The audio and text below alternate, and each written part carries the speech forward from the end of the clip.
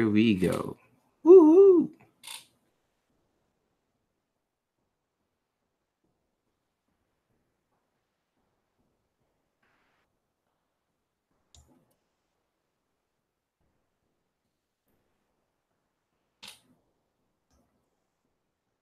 Okie dokie.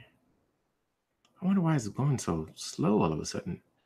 Hello, everyone. I hope everybody is doing great. This is another one of those let's have an open, super conversation. But I see that for some reason um, it's buffering. It's so unusual. I wonder what's going on. Normally my internet is so awesome, and like right now it's like I can see that it's like slow, so people are not really seeing me. But I hope everybody feels great.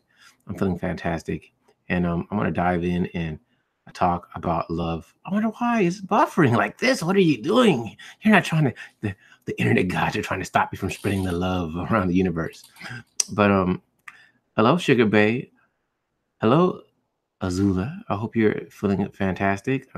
Me, I'm feeling great. I wonder if it's like buffering slow. Are you guys hearing me clearly, or is it that kind of slow looking to me, like it's buffering, and I don't know if you guys can hear me. So that's what I want to know before I go in. You know what? This is like crazy. I've never seen it look this bad ever, and I really want to get into it. I really have a lot I want to talk about. It's gonna suck. It's gonna suck because I can't do what I want to do. If it's gonna suck because I can't do what I want to do. If it's buffering bad, like what's up, JT? Can you hear me clearly? Buffering bad? Is it smooth? That's what I want to know because I'm trying to get the kinks out of it so we can get this situation flowing. Um, 'Cause I see it's not moving as smooth as it normally does. So I'm waiting to hear what people got to say because it seems like it's buffering because I can watch it from. Yeah, I don't get that. I got the. Let me see something. Settings about. That's not what I need. So I'm dummy. And I'm trying to figure stuff out as I go along. We're gonna find out about Google Chrome. Oh, okay. Let's try now.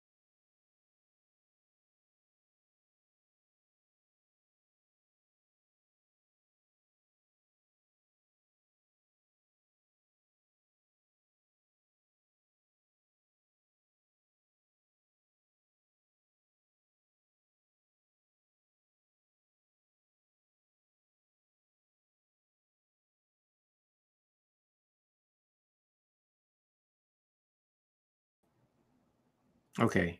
Okay. Can we?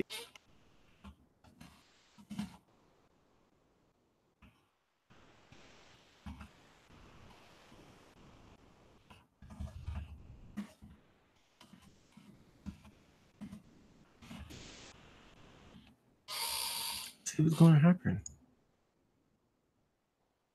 All right. Let's see what's going on. Is it still buffering?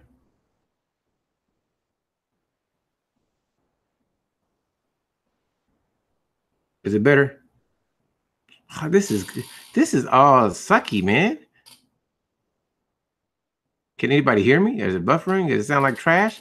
What is it?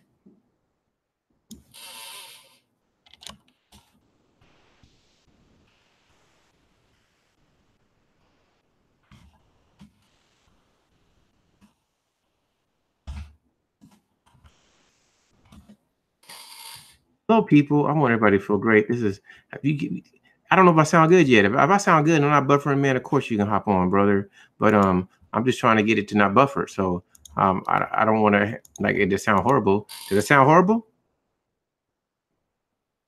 Does it sound horrible? Is it buffering or is it? That's what I'm trying to figure out. Can you hear me? I need to hear that. Can people hear me?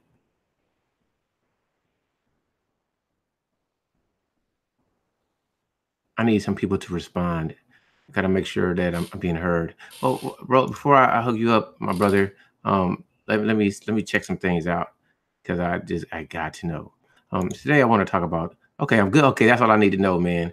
Um, let me first. I think about love all the time. I don't know what other people think, and I know it's going to be some juxtapositions to my position. But before I invite people on, love is a beautiful thing, but a lot of people, to me, say they want to be loved, but they don't even know how to define love, what love is, and they don't even know how to show love. So I would love to hear dialogues. I mean, different people have different perspectives of what love is, but to me, love is just simple. Love is appreciation, affection, attraction, and admiration. It's a couple of A's for a person, object, or thing. And love does not need to be reciprocal, in my opinion. But some people confuse, to me, in love, a commitment, monogamy, in every different situation. Instead of just saying that love is really okay. Look, I can just love a tree. The tree exists. I love the tree, and if I love something, I would never lose love for something. So you can lose lust. Somebody could do something to hurt you, but love should never go away because you love. Like I love. You can get. I love lasagna. I can get sick of eating lasagna. Don't mean I still don't love it. And I hear so many people say, "Well, I'm not in love with you anymore." I understand that. So this is me. Before I invite. Hold on. I'm gonna send some links. And people can come on and say whatever they want. You already know my hangouts are always open. I always want to know what the ladies feel about love. I think love is a beautiful thing, a wonderful thing. I love a lot of people. I have a big treaty. Like you love your children. You can love your children if they turn any which way. They commit murders. You might be like, oh, that's so appalling, but you still love them. If your children, if you have a daughter and she tries to become, she turns into, she wants to be a man. You can get offended or be hurt whenever your worldview is, but you're not gonna stop loving them because love should be unconditional. But a lot of people don't. There's no such thing as unconditional love, and that may be true. But I want to hear what other people think. I'm just rambling on. Hopefully, you guys can see me because I don't know what you can see. I love Char Willie. I love the Underrated Darkness. I love anybody who's here. I hope that it's clear. I hope that I'm not running people away. And of course, I will always post the link in the chat. And anybody wants to get in and have a dialogue about it, we can talk about it. I think that I want to be loved, but I don't like a lot of conditions people put on their loving me. Well, you got to look like this or act like this. And if you put those conditions on me, then I don't want to love you. And that's how I feel. But I hope everybody feels great. I hope everybody's smiling. This does not have to be a really, really complex one. And hopefully it'll come and it goes. I'm tongue tied. Hopefully it won't be forever. See, this buffering stuff is killing me, man. It's killing me. I can't tell if you can hear me. If you can't, it's going back and forth. And it's like, it's such a drag. It's a drag. Nobody wants to try to tune in and then you can't hear what somebody's talking about. So, what's up? How you doing, man? Very good. Can you hear me? I can hear you fine, man. I'm just kind of trying to figure out if people in that chat can hear, because that's the problem. I can't tell what somebody can hear and what they can't hear. And today, I just want to talk about love. People want to be loved. What is love? And just wanted to have a dialogue about it. So you feel free to speak, brother. I'm always wanted to listen. Give me a second. I'm about to try. Hold on. Okay, no problem. I'll keep going on, man. It's so many men that really want to love women, but in my opinion, I don't think that men and women love in the same way. And people say, why would you say that? But I'll tell you this, men love women for what they are. However, in my opinion, which is just my humble opinion, a lot of women seem to love men for what they do more than who they are. Like, I can just see a beautiful woman and she smiles and I'm going to love her. Like, she's just awesome. She doesn't have to do anything for me except be. But most women, to me, and this is not, this is my opinion, and I love to be corrected by some ladies, don't love men for just being. You may love men, but you don't. I don't believe women just send texts. Oh, look at this man, he's so handsome. Or oh, I just love men. Even though I know that this is true, but in general, I'll say that. So I would love to have a dialogue about love. What is love? If you want to be loved, what do you got to do to get love? And I think that you should just be the best you that you can be. Like I love people, so I love you for just existing. I love black people. I love humanity. I love us as a whole. So I just love. But most people really don't know how to love, and they put too many prerequisites and conditions to stop them from loving other people. And I understand that pain and hurt and pain, other pain and hurt and pain. But I understand past experiences, past situations, and your getting your expectations not met can cause you to put up a barrier to stop you from loving people. But I think that's a total negative way to be. I love genuinely, and I don't love what uh, pre prerequisites. So I'm just gonna, if I love you, I just love you. But I want to know what other people think about love. So anybody is free to join. I figure it's buffering really bad. I'm assuming, but I don't know. Because normally I see people interacting in the chat. I keep seeing people coming and going. So what's up, brother Marlo? What's on your mind, man? What's going on, man? I'm good, man. So give me I your hear myself in thoughts. the background. Oh, hold on. I got you. Hold on. Let me see. You shouldn't. Let me turn down the Okay, volume. How about now? now I'm good. I'm good now. So give me your Doing thoughts. good. Thanks for asking, man. Give me your thoughts on love, man. Give me what you think. Do you want to be loved, brother? First and foremost, before you love someone, you have to love yourself. Mm-hmm. A lot of our people don't love themselves the way they say they do. For example, if I get with somebody, I have to be secure with myself. First Yeah. and foremost, before the person comes in my life. Now, when the female comes in my life, she has to be secure with herself. And whatever she's dealing with, she has to be mindful of how I look at things and how she look at things. And once we have an understanding of the definition of love, then we could do other things in the next phase. It's every phase. Women love when you do things for them, right? Mm-hmm. I You agree. love when you do things for them. Yeah, I Yet understand what you're saying. there's no connection there. If there's no connection of love, it's just vanity. It's a lot of vanity love. It's not no actual love. Loving a person is when you good deal with the good and deal with the bad. You know, deal with both sides. Meaning, okay, he's working, he's passionate about what he loves, his passion. Mm-hmm. Something happens. You pick up the slack, you secure yourself as a woman to make sure he gets back to that passion. That's her responsibility. That's why I call true love. But it's not too many of that. So when the person falls, they go and step out and leave. Then most guys, what happens is they don't love themselves to put themselves back into the dating market to see if it's other opportunities because they feel like, oh, I put so much commitment to this one person for a long time. Now this person decides to leave me. I don't think no woman will ever love me. So then they go their own way and go into these other conventions and make tremendous amount of stories and movies about this instead of just fixing themselves. Once you love yourself, people that love themselves, that's who you're going to be connecting with. It's going to take time, but it's going to happen. I understand. You made it. Cares about the man. She's supposed to help him because some men don't have enough, you know, belief in themselves. So she's supposed to assist him and say, "Listen, what you doing home? Go out there and do your purpose." Unfortunately, some men need a push. Not all, but some. So if you more at home than being on your purpose and not taking care of the things you're supposed to take care of, that's going to be an issue in this love relationship.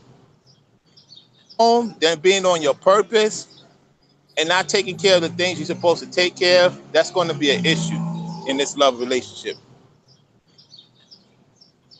But is that really the woman's job to motivate the man? I'm asking And you. it's not her job, but she's supposed to assist. You Okay. can't do it. You can't do it. If I run a company, I need people to help me run the company. I'm going to need people to assist me. It might be some things I don't know. She might know something that you may not know. That's what she's supposed to help you to build your establishment so it could benefit her and it could benefit you in the long haul. How do I see love? Yeah. Define it. Tell me what it is. As long as I'm secure about myself and I love what I do and I take care of myself, I make sure everything's on point to the best of my ability, and I see people love themselves and take care of them, and they take care of me, we take care of each other. That's why I define love. Taking care of each other is one of the main constituents we're going to have to do in order to survive. That's how I look at love, man. Hey, hello, JT. It's always a pleasure to have you, my brother. As always, peace, my brothers. Appreciate that. So my topic is about love. What is love? Do people really want to be loved? And I would love to have a dialogue with hopefully some sisters will get on, because I think that first, I don't even think people understand exactly what love is. And JT, I'd love to hear what do you believe? What is love? Can you define it for me? Well, for me, like the brother said, you gotta love yourself. Love is all about giving. Love is all about sacrifice. Love is all about unconditional. See, I'm always confused when people say that. Why does love have to be sacrificed?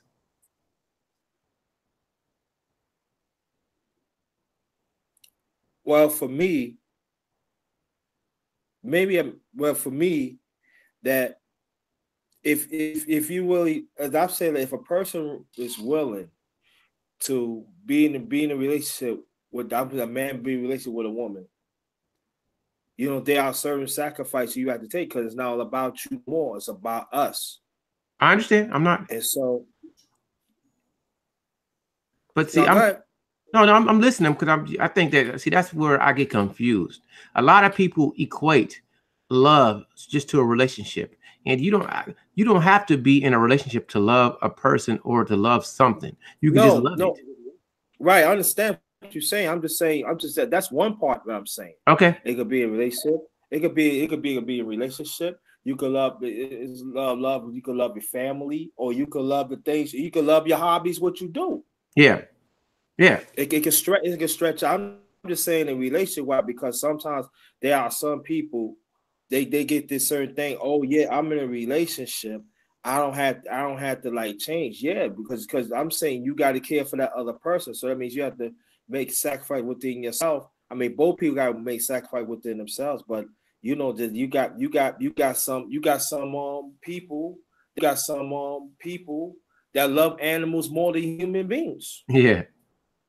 You got, so, to me, love is unconditional, like for me, like part of my is doing, I just find out that I'm very good at doing live streams. I'm very good at what I do. Okay. That's a love right there, because I like to be in contact with the people. I like to be I like to be multi. That's my joy. I love to do that. It's a rush. Yeah. You know what I mean? To like what you do, like what you do. It's a love. You know what I'm saying? Even it's a love for get on the panel with you, because there's a connection right there as a man. You know what I'm saying? So you have to love. You have to really, really understand what you want to do. Now, if you don't love a certain thing, don't do it. Don't pursue it. But for me, it's it's like whatever you put in, mentally, emotionally, sometimes physically, it's love. Like I know some people. I know people. They shopaholics. They love the shop. Yes. They love the shop. Yeah. So there's people say, "Oh yeah, why they do that and everything." That's disease, but that's what they love to do. Like my cousin, she loves to shop. That's all she got. She get money, got shop. All type of clothes, all type of shoes and everything. She had shoes like for years and years. Still got tags on it, but she liked to shop. That's what she loved to do. So it stretched out and everything. It does. It does. I mean, I understand. So do you think that most people really want to be loved? I mean, that's the question I'm asking everybody here. Char Willie, I love you. We talking about love, and then you hopped on. So, man, how can you make it better? But for everybody who's on the panel, do you think everybody really wants to be loved? That's for everybody. Char Willie could go first. I could wait. My sister. Okay. No. I agree. I think so. How do you define love, Char? Is an action. Love is action. It isn't a feeling. You can feel something, but love in general is action. It's action. You want more, don't you?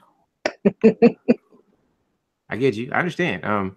So when people say, I'm not in love with you anymore, what does that mean? That's always been perplexing to me. Can somebody elaborate on that?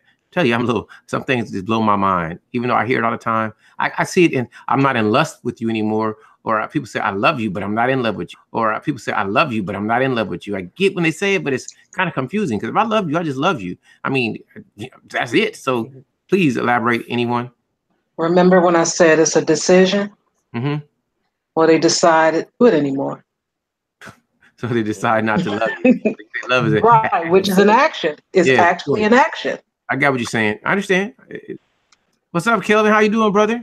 I'm good, brother. Oh, you already know this is about love. First, I think love is universal, and love is something that everybody should have for each other. But I love the way that, see, about love again. I love the way Char Willie said love is an action. And a lot of people, to me, say they love, but they show no action in it. Now, everybody views love a different way, and they're wrong in their truth. But this whole hangout that I'm trying to do, I want to learn what other people think. More involving questions to get her to go longer because she's like no, yes, and I love it, but I want more. So, hey, Kelvin, tell me your thoughts on love, man. Anything you want to talk about? You know, I can ask you a ton of questions, but have you ever been in love? Do you feel love? Just go ahead and speak, man. Free. It's on you. No, I'm a savage. No, I'm playing. No, I'm playing. But yeah, I have. And I mean, what I've like kind of figured about love is like love doesn't necessarily deal with emotion, but emotion can come with it. I think love is really more like the bonds we have as human beings, like, feeling that connection, that force that binds all of us. And and like, sometimes people confuse love with being infatuated or being obsessed, like the brother JT said, like she loves a shop. Like, I mean, that's really not more love, is probably more of addiction than anything. So, addiction doesn't necessarily mean you love it. You might think you love it, but it's really just a compulsion. Okay. So, are love and passion the same thing, or are they different? Uh, I think they can go hand, but I don't think they're necessarily the same thing. I said they're different. I think a lot of people confuse possession, passion, love, and I think they're totally different things. I think a lot of people say they love, but they really don't love. They really want to possess someone else. They want to have ownership of. And I'm not saying you can't feel some type of pride or connection with love, but love is not possession. But I know some people will argue that. Yeah. I would love to hear what other people think about that statement I just made when I say love is Well, not. well, for me, it's like Kelvin, like this is what I was saying about doing the thing.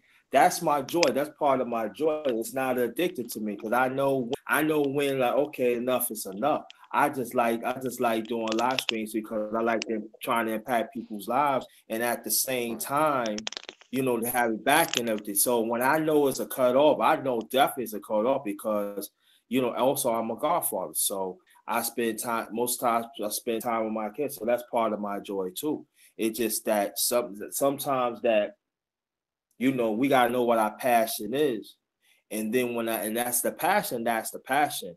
It's going. Also, we have to understand too. There are some people ain't gonna understand what your passion is, and if they don't understand, it's okay too.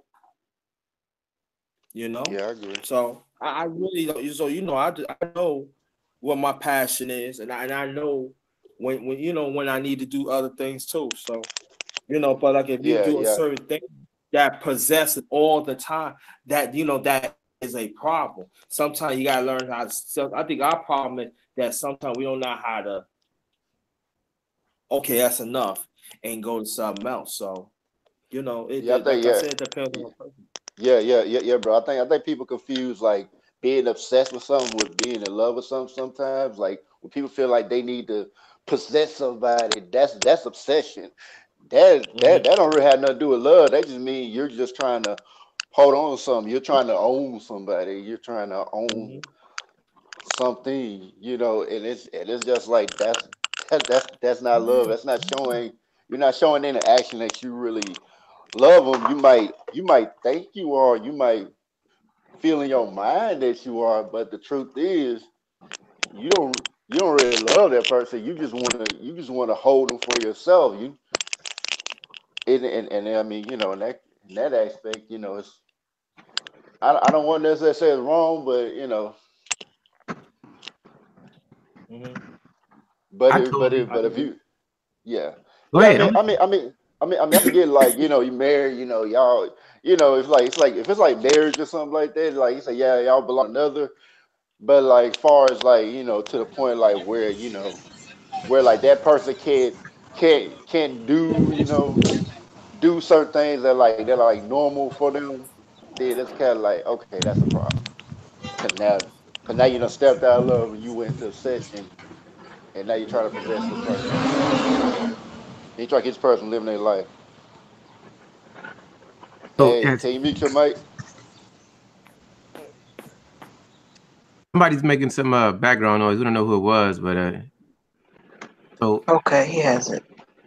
okay, okay. Again, Yeah, yeah, yeah. So what thoughts everybody else have? I finished this, the rest of that. As far as possessive or possession, that's, I guess, what it says. It's trying to be ownership. And that has nothing to do with passion, love, or anything else.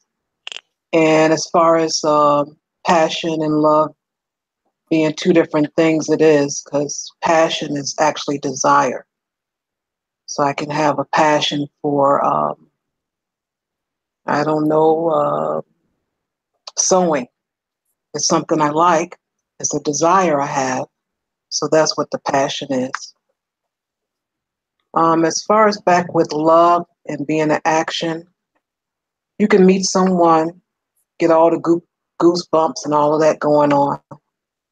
And then once, depends on that person's level, what they're looking for, the connection with each other. If that person doesn't want a commitment, they're only looking for fun, desire. Once that passes over, they're on to the next person. That's how they can make the decision to say, I don't love you anymore. Because originally they never loved you in the first place. I totally agree with that statement. I believe a lot of people like that's why I kind of want to have this. I love to hear you talk, Char. You just make me feel happy. But I wish more people would just get on and say what they think love is. And a lot have a miscommunication or a misinterpretation of what love means to one person, and you assume that it means the same thing to someone else. So you feel that once you say "I love you," that the person that you're saying it to understands everything you meant and has the same type of ethical, moral shape as you do, but most people aren't raised the same way, and a lot of them, even though you seem culturally the same, being that you may grow up in a different city, you may view things or a different family household, you may view things in a totally different way. And a lot of people, I think it was Kendra did a video, and I don't know if anybody saw it, but yeah, I know you saw it, Char. But she said Yes. that a man Yeah, actually go have. I've said it before too. A man could go love his wife to death and go be unfaithful or and have sex with someone else to his wife, and to him it would be that he wouldn't even feel that he did anything against her commitment because he still feels that he's totally committed, where and to his wife she could be totally betrayed, totally hurt, and can actually, I can't speak for women, but I believe a lot of women could give up on love just on things like that. They can decide to take their action back, stop loving. So I think, I wish and I hope that more people will come on and have a dialogue, so at least we can understand each other and see that everybody don't think the same. And one thing I would always wish is that when people, before you get into any type of relationship, you guys should talk about everything before you make I promise that I will do, or I will be committed to you, because as soon as somebody does something you don't like, now you don't want to love them no more, and you'll never hurt. And you could, just talking can stop all that hurt that could have came from you guys having a dialogue first. That's me rambling though. Anyway, You need to know that background. I always found, and I learned very early on, that you need to know how a man handles anger.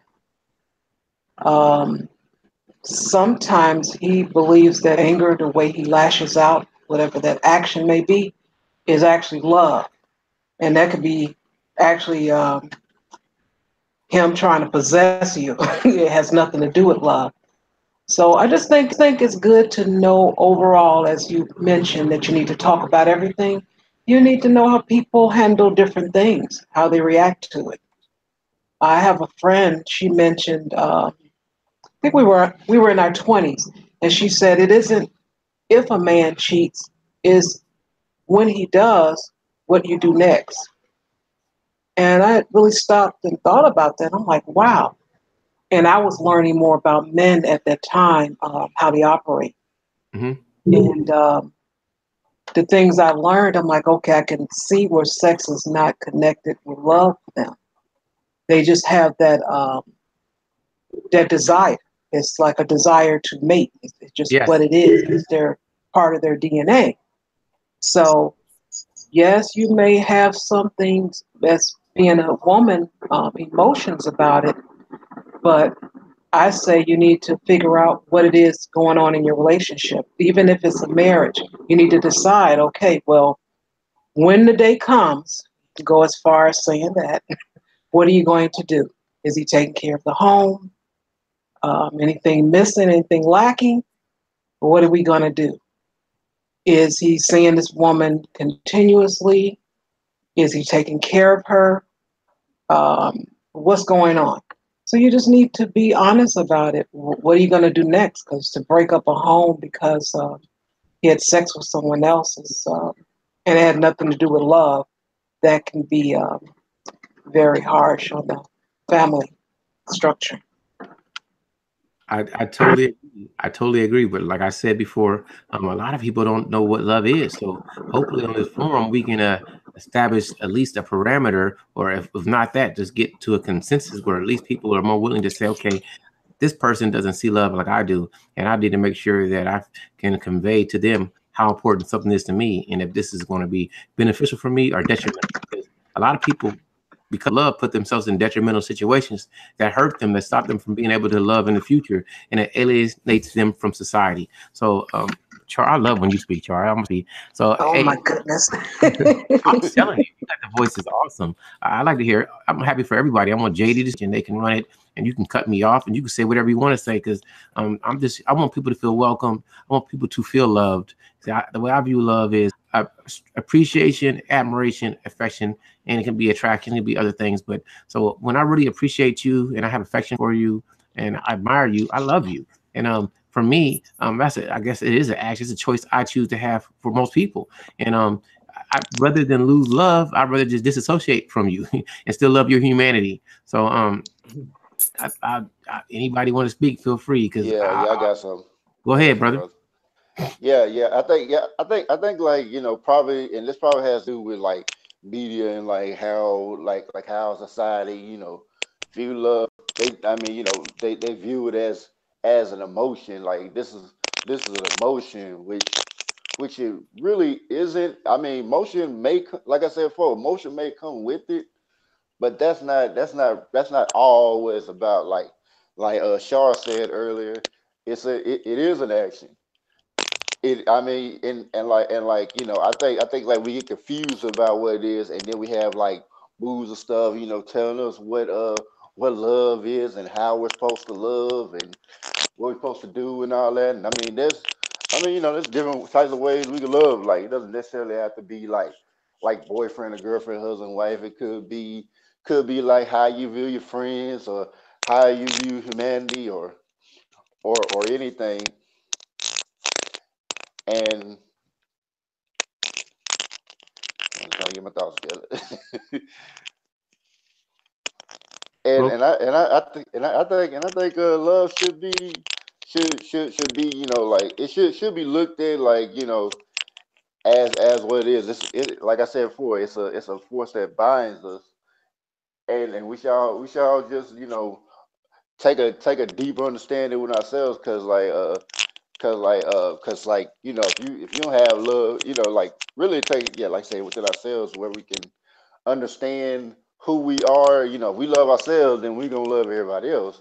But if you don't love nobody, then it's like it's gonna be hard for you to understand like how to love anybody else. I agree with that totally. Let me tell you some stuff about me, but you probably already know this. I want to Hey, I want everybody to love me, but I want to love everybody too. Cause I want everybody to feel special, man. Of course, some people are more special, like Charwilly, but I want I want everybody to feel as great as she feels. I want you all to feel like you're important and that you matter. So, um, what I want overall, especially with my channel, is for people to want to, even if you don't agree with us, even if you are whatever your view, you should feel free to come and talk about it because I want you to feel loved. And if you don't want to be loved, then you're more than welcome to come on and say, I don't want to be loved and I don't want to be loved by you. And I'm good with that because I want to understand why you have hurt and pain and why you want to separate or be an individual and burn stuff down. I want to know why. So we can get past that and maybe find a way to love each other and love each other because life is better than destruction. Life should be constructive, and I'm all about building up, and I'm not about tearing down. So not I'm not saying that you ain't got to tear down some stuff. Sometimes you got to tear down the trash to build something beautiful. But first, I want people to feel great. So I think love is a great topic. I want anybody who stopped by to jump on in and talk about it and tell me your thoughts and tell me what you're looking for and what you're not looking for and what makes you feel love and what don't make you feel love and what is love. I love Char's definition of love as an action. I agree with that. I'm going to think about it some more, but I do agree with that. But I think love is so simple, and I think people make it complex, and there's other things they add to it that adds to the complexity instead of just looking at the simplicity of appreciation.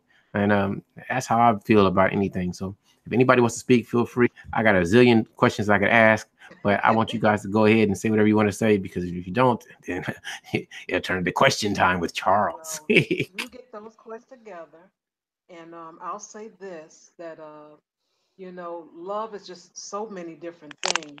It's a lot of choices. That's another thing. We have so many choices out here, and it's like I'm gonna choose love to be an action. I'm gonna choose love to be a feeling. I'm going to have love as possession. So you got so much out there to choose from. Each individual have to make their choice what it is to them. And then you, as an individual, have to figure out if that's something that you can align yourself with. I love men. I love Black men. So, in order to love them all, at least most of them, I help them, I serve them. So, that's why you see me donating my time and energy to help them. And that's part of what Wake the Hell Up was saying about needing assistance because you do need assistance. You run the business or whatever. So just because I'm in a relationship, I can still share my love with Black men in other ways. So it's just not just for one. Sometimes it can get complicated, depends on what that is. Um, it's real simple when it's online, just um, modding and the things I do. But just think about in my personal life, if I was to go and do other things, maybe visit a guy home and cook for him or clean for him because he's ill, then you can, then some other little things can go on, be stirred up because of that. But like I said, love is um, defined by that person, each individual. Was that elaborating enough for you? It is fantastic. It's fantastic. I agree with both you and what the hell up was saying about for me, I want a woman to assist me in my goals. And if anybody ever hears me speak, I always say I want a woman to do what I want her to do. It's not saying I want to run her. What I'm saying is that I want a woman that is with me. So if you're not with me, then not that I can't love you, but you're just not going to be great for my life. I'm not trying to dominate you. I'm not trying to control you. I just want you to do what I need you to do for me. And I will help you to get to your goal, but I want you to help me get to my goal. And if you're not helping me, then it doesn't matter how much I love you. You will be a detriment to me because I won't feel fulfilled because I know I have a purpose or something I'm trying to do. So I just asked those questions for elaboration. I want Rollo to elaborate because I some of his thoughts I love, but sometimes he made me think. And so I just got to ask some more questions because I'll be like, man, what you saying? And then he go ahead and break it down. And I know he's coming from experience. For me, I'm kind of what do you say? I'm naive in a lot of things. So I think that there's kindness and greatness in everyone. So I don't know how to be non-loving. I just know I'm not stupid, but I come off, for me, I try to just be as positive as I can be. And I like what you said, Shara. Let's say I was married, I had a wife. I am not jealous. I am not possessive. If she had love for another human being and she wanted to go do something for another man, I would never feel that disrespectful as long as she communicated the facts to me, because everybody needs help sometimes. And some people are going to be invalid and they're going to need somebody to go lift them up. And I got to learn to be a better sharer. You know, it's hard really when it's time, but sometimes I got to make time for others so I can be a better person for them. So anyway, all this rambling on. Rollo, you still there, man? You haven't said nothing in a while. I want to ask you some questions. Go ahead, man. I'm here. Okay. So have you have fallen out of love before, correct? A couple of times, yes. So break it down to me. How do you fall in love and out of love? Because really, even though it sounds weird for me to ask those questions, I have never felt I'm falling in love. I just like, damn, I love you. And that was it. And the love for me stayed. So break it down for me. When you fall in love with somebody, it could be detrimental to your health. It could also be detrimental to your mind. You have to be mindful of who you fall in love with. It's better to love someone than to fall in love with somebody, because once a woman knows that you're falling in love with her, she's going to have the least amount of respect for you. Because when she first met you, she see that you was taking care of your business. Now all of a sudden you want into what she's doing, into what you're doing. That is a fall in love spirit. That's very dangerous to a man's mind. So never lose sight of what you're supposed to do. How you got her is how you're going to keep her. So if you do something and then all of a sudden you change within a few months, trying to relate to her and she's trying to relate to you, that's how she got with you. Because most men fail to realize, get too comfortable and too complacent when they have a woman. Let's say you run a business. You've been doing 80, 90 hours a week out of the week. And all of a sudden you get with this female. Now you subtract the 30 and 40. Now you working 30 hours. You doing more with her than what you're doing for yourself. So when she starts seeing that, her mind is going to start saying, I met this man because he's different from other guys. Now he's like the typical guy I had before. That's when the issues start coming in. And she will throw it in your face, saying, you falling in love with me too much. That's not going to pay the bills. That's not going to pay electricity. That's not going to pay the lights. That's not going to get us to go places we want to go if you're worrying about me too much. So I don't recommend men to fall in love with a woman. Just love her for who she is as long as she respects you. That's my take on it. How do you stop a man from falling in love? It depends on his bring up, because everybody bring up is different. If he's from the city, I would say it would be a little bit more difficult than somebody from the country, because somebody from the country, their minds expands a little bit more. So you have to get him to see other things differently than what he's accustomed to in order for that to happen. Have you ever been lost in another person, meaning so in love that you forgot your purpose? Yeah. One time, I was supposed to be in another country doing some real business with somebody, and this is the time I was married with the girl, and I was supposed to do a setup in LA, in Vegas. I said, come with me to Vegas and LA, let's go do this, because this is like in the second year. So she kind of convinced me not to do it, and because I was so much into her, I listened to her instead of listening to my own instinct, and that cost me an opportunity to do something real big with somebody at the time. Did you hold it against her, or did you hold yourself responsible? I hold myself responsible. So what how would you stop yourself from falling? How do you stop that? How do you say, okay, I'm not going to fall in love? What would you do? What advice could you give someone like me who never felt that, to prevent me from ever getting in that situation? How do I turn it off? Basically, what you have when she starts doing things for you, like what happens is when you meet a woman that do things for you that you never thought could do for you, you got to be very careful with that. Like, for example, with me, she would, out of the blue, come home earlier than usual. You know, take time out of her schedule to come see me earlier. And I say to myself, if she's doing that for me, I should do that for her. Little things like that, the test. She's going to test you. You got to pass the test, man. I did not pass a couple of tests with her. They will test you. You know, Alpha Male Strategies talks about that. It's true. They will test you to see if you are who you say you are. Like Charlie said earlier, actions. So my actions was not too much on point with her. Okay. So that's why. So you got to be mindful of that. The little things they're going to do is going to smooth you in. And if you don't pass those tests, you're in trouble. Do you think that men test women? No, not as much as they're supposed to. Oh, so you think men should test women? Yes. Okay, and in which way? How should we test them so I can understand? Like if she comes to you and say, "Oh, I'm not that type of girl," mess around like that. Bring her around your male friends. See how she is around your male friends. Why would her even know? And don't tell her you're gonna do it. Just do it. Bring her around certain people that know how to get females like that. See how she responds to that. Another test is she talks about, "Oh, I'm in love with you." When she says that, within a year, red flag. She's not in love with you. You ask what you mean you're in love with me. You just met me. And if she gets an attitude and upset, that means you caught on to something. So you must test her. A lot of dudes do not test their females. They don't test their wives either. Yeah, I don't test anyone. I'm not testing because I don't got time to test you.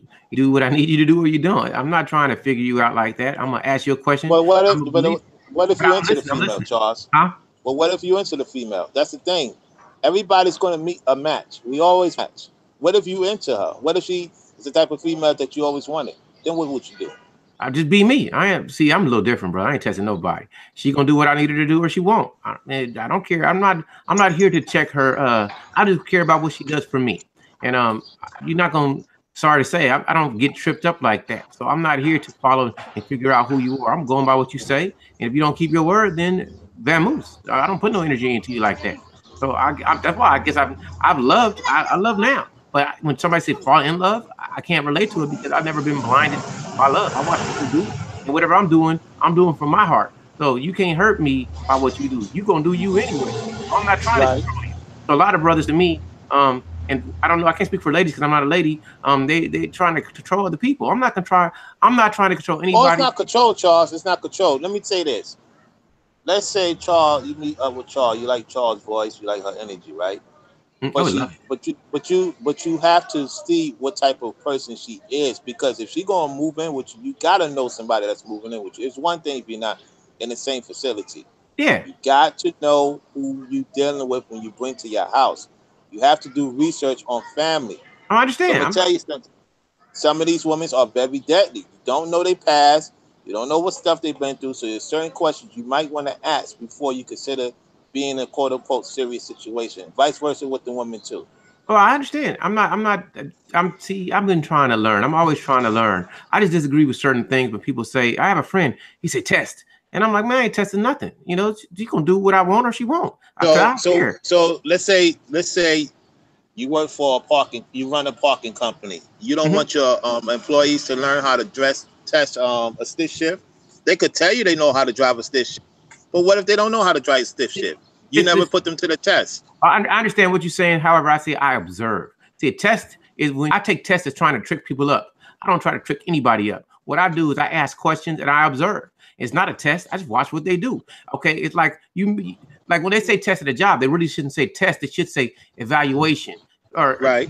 so because I evaluate. So this is you got to fill out. I'm gonna interview you and I'm gonna watch what you do. And if you don't have the qualities that I want, you'll get dismissed. And then I'll give you an internship. You get a 90-day. It may take a year, it may take 2, but I watch you.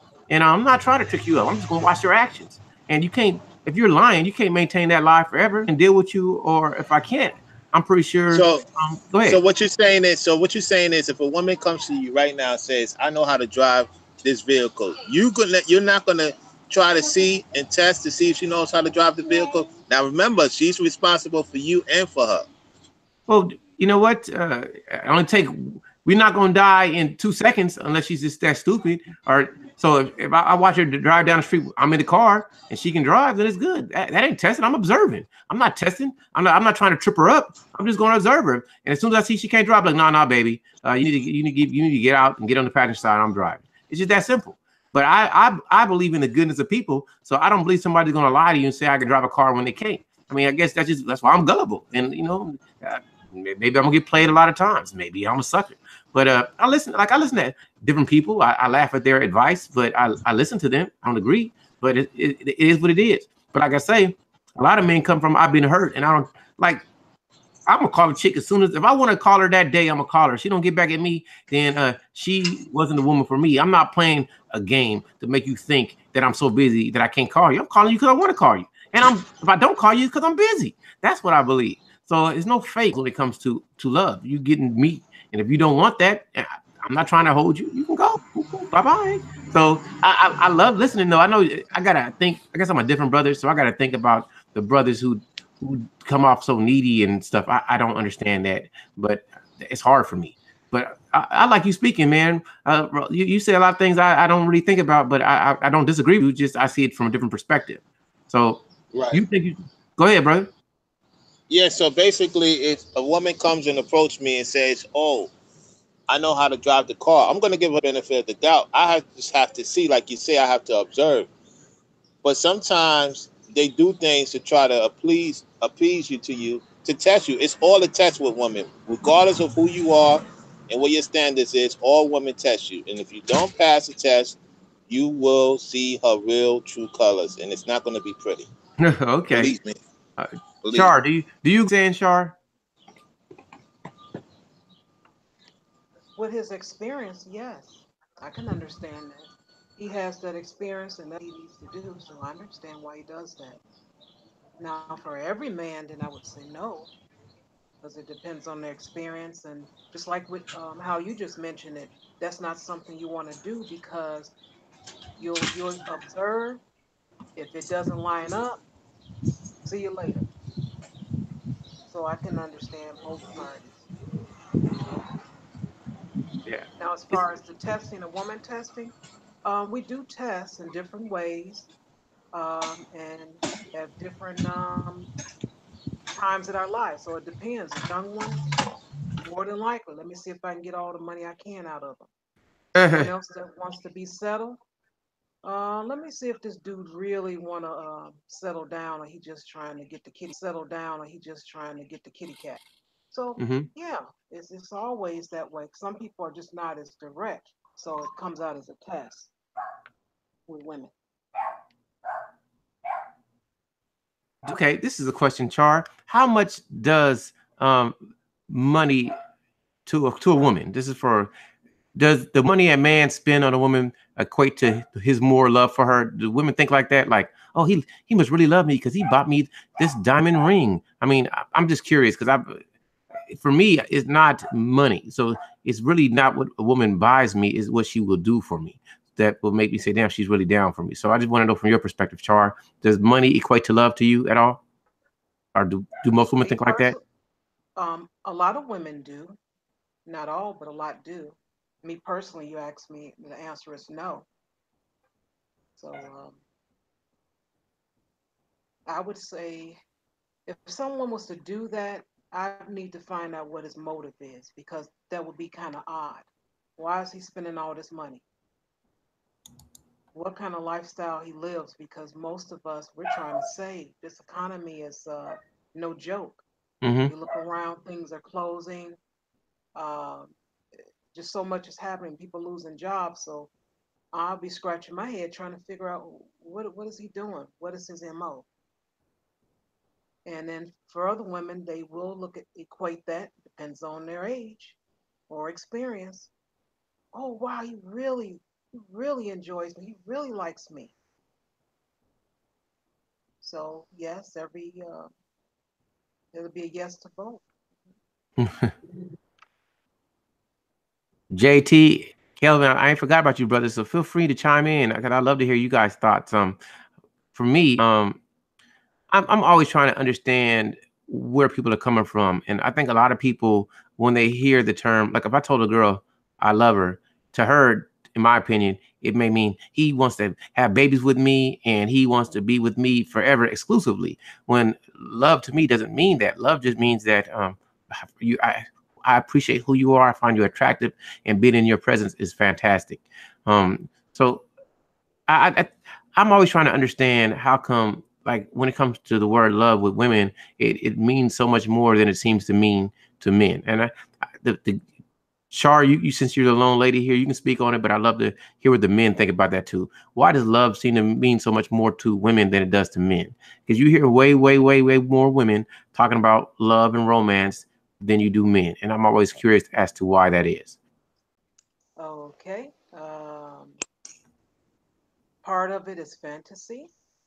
Some of it is taught. Um, Women love to be entertained.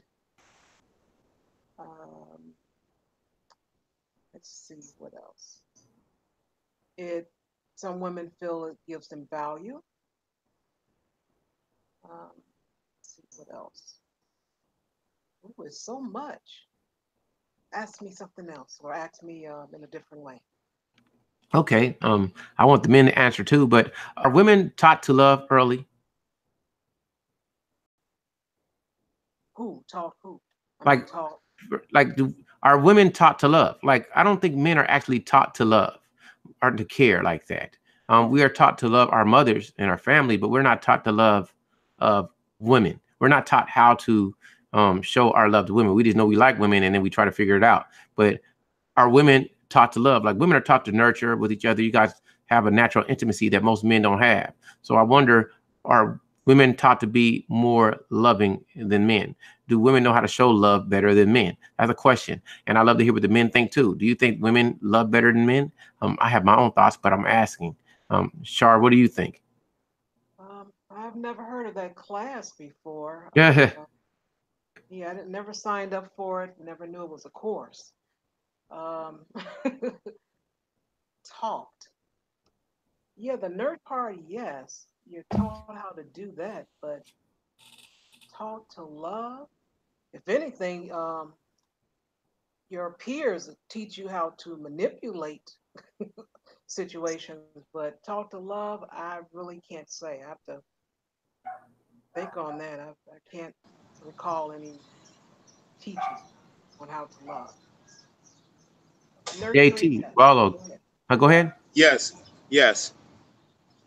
Tell me what you think. Well, let me hear your opinion. I would say this: women start loving in their late 30s. To be honest with you, and the reason why I say that is because, like Charles said, when they're young, they're trying to figure out what love is. Men tend to love at an early age, and they stop loving at a later age. Let me say that again: men tend to start loving at an early age. At a late stage, they don't because they see women differently. It's opposite. The women, they want to have fun.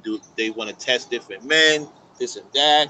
They start loving and they after 35. But the men after 35 don't love as much as we think we do. Because once you're on your purpose, you tend to love your purpose more than the opposite sex. If you ask most of the women in their 40s that's been with their husbands or in the quote unquote relationship, they better suited to answer that question. And they will tell you a lot of men their age group don't have the same compassion for her than when they was young. You know, because the guys when they're young, they more excited, they more into the woman. They like, yeah, I got me a woman. They'll tell their friends, man, I got me a beautiful woman. Yeah, yeah, yeah. You know, man, we doing our thing. But if you talk to most older guys, man, they don't speak on that stuff like the younger guys do. So it's flip flop when it comes to that, Charles. That's my take on it. That's a good assessment. What are the other brothers on the panel? What do you guys think? JT, Kelvin, what's your thoughts?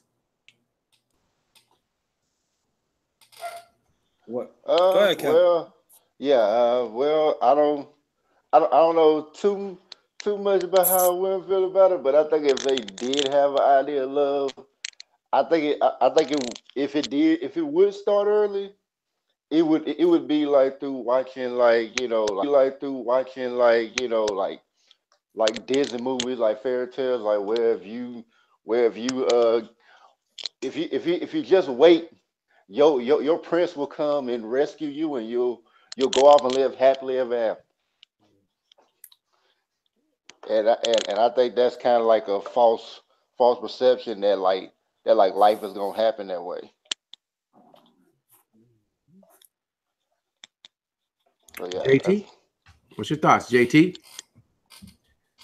Well, my thing is that, like, my family, right? I remember that my cousins, we was like always like brothers and sisters. And throughout our adulthood, I noticed that with my grandmother and my aunt, it just split apart.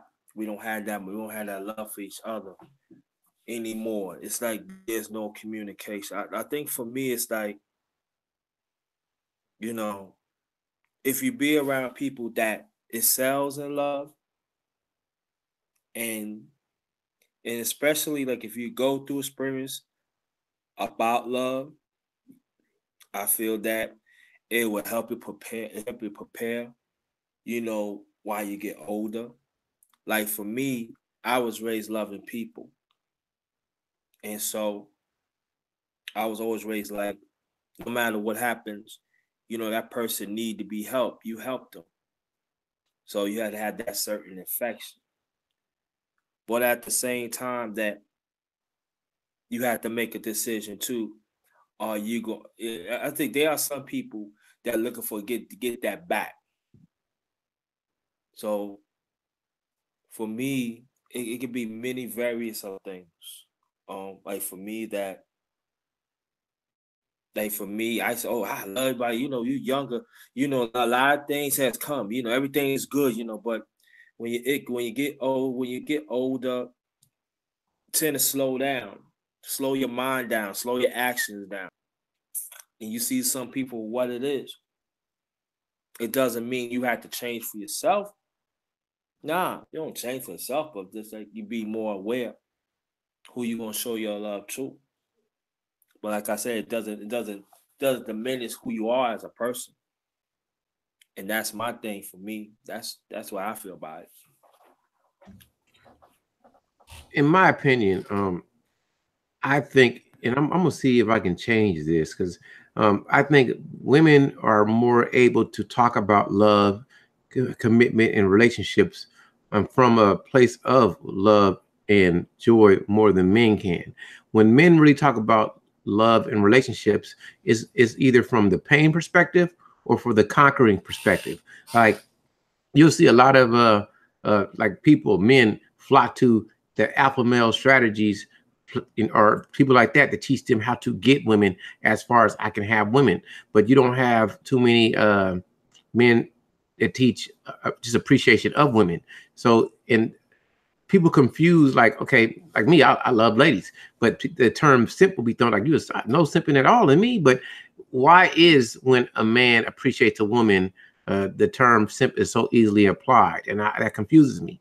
And it will causes so many men to not show love, because they figure that if I show love, I'm gonna be seen as weak, or quote unquote as beta. And excuse me. And it's always perplexing and confusing to me, because it stops men from actually being loving people until, like Rolf said, when men are young, I think they do want to love, but they're not able to do for women like women want probably to be done for them, and I'm just conjecture. So I think when a man is capable of doing for a woman, he's probably been burnt and hurt so much that he doesn't want to love in that capacity. Exactly. But that's just my perspective, and I would love to change the dynamic. I would love to tell brothers, hey, I mean, it's nothing wrong if you want to be casual and that's what a lot of women, but understand there's repercussions for your actions,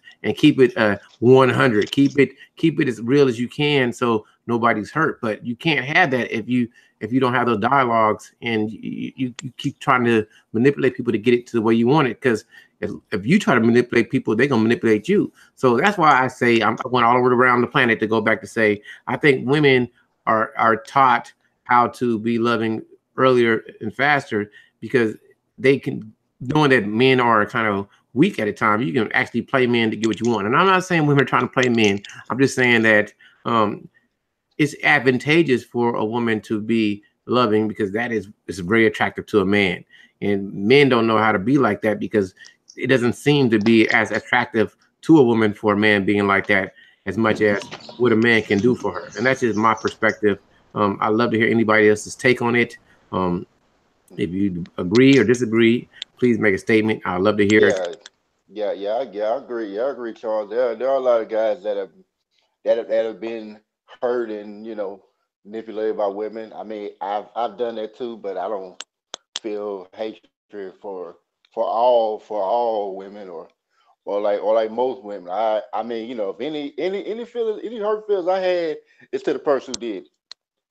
But other than that, no, I don't have no hurt feelings towards it. But like a lot of dudes have hurt feelings, and especially with the rise of black men finally getting media talking about these issues and all that, and like probably like some of the first brothers that may have came on may have talked about it from the hurt perspective, and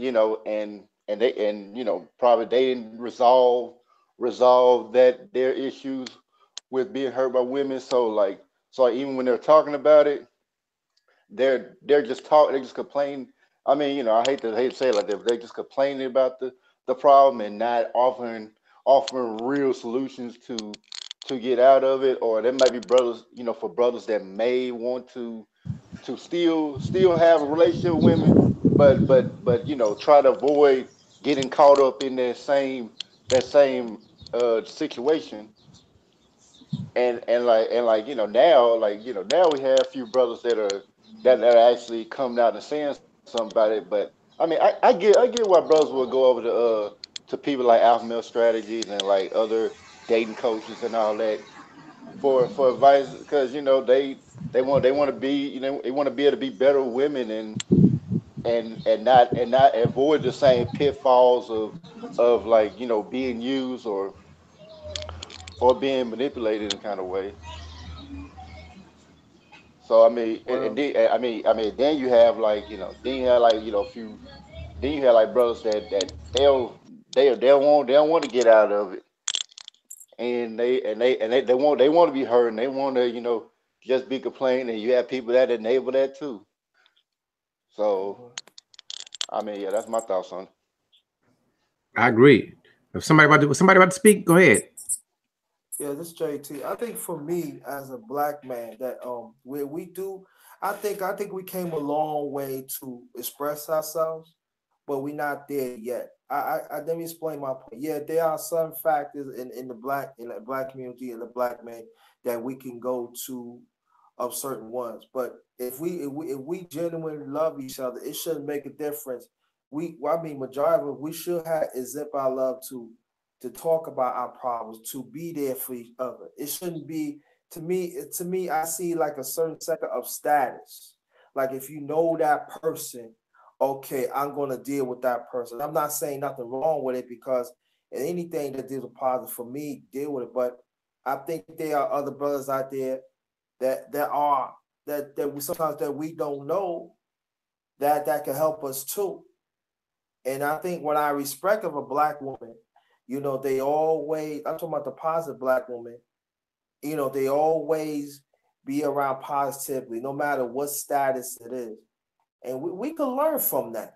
And I think sometimes we get so stuck up with this status that sometimes it does get on my nerves and stuff. Sometimes we just missing out some jewels. And I think that until us as a black man, that we see each other existence, no matter what status, and that we are important too. That's why sometimes our safety net is not as strong as it should. Now there are some black men say that, yeah, it is strong. You can come over here, but for me, it's like, yeah, I know Charles for a while. Yeah, I'm sticking with Charles because, hey, he's a good brother. He never been like that, but at the same time, I had to stretch out myself to find that there are other brothers out there too. So until we have like a stronger brotherhood and have that certain love for each other, no matter what status we in, we still gonna go through certain things. But where we at right now is good, but it could be better. That's my point. I want to interject what he's saying. This is why I've been saying for a long time. It's time for the men to meet up and have a summit and get together. The women have their own thing, and there's nothing wrong with that.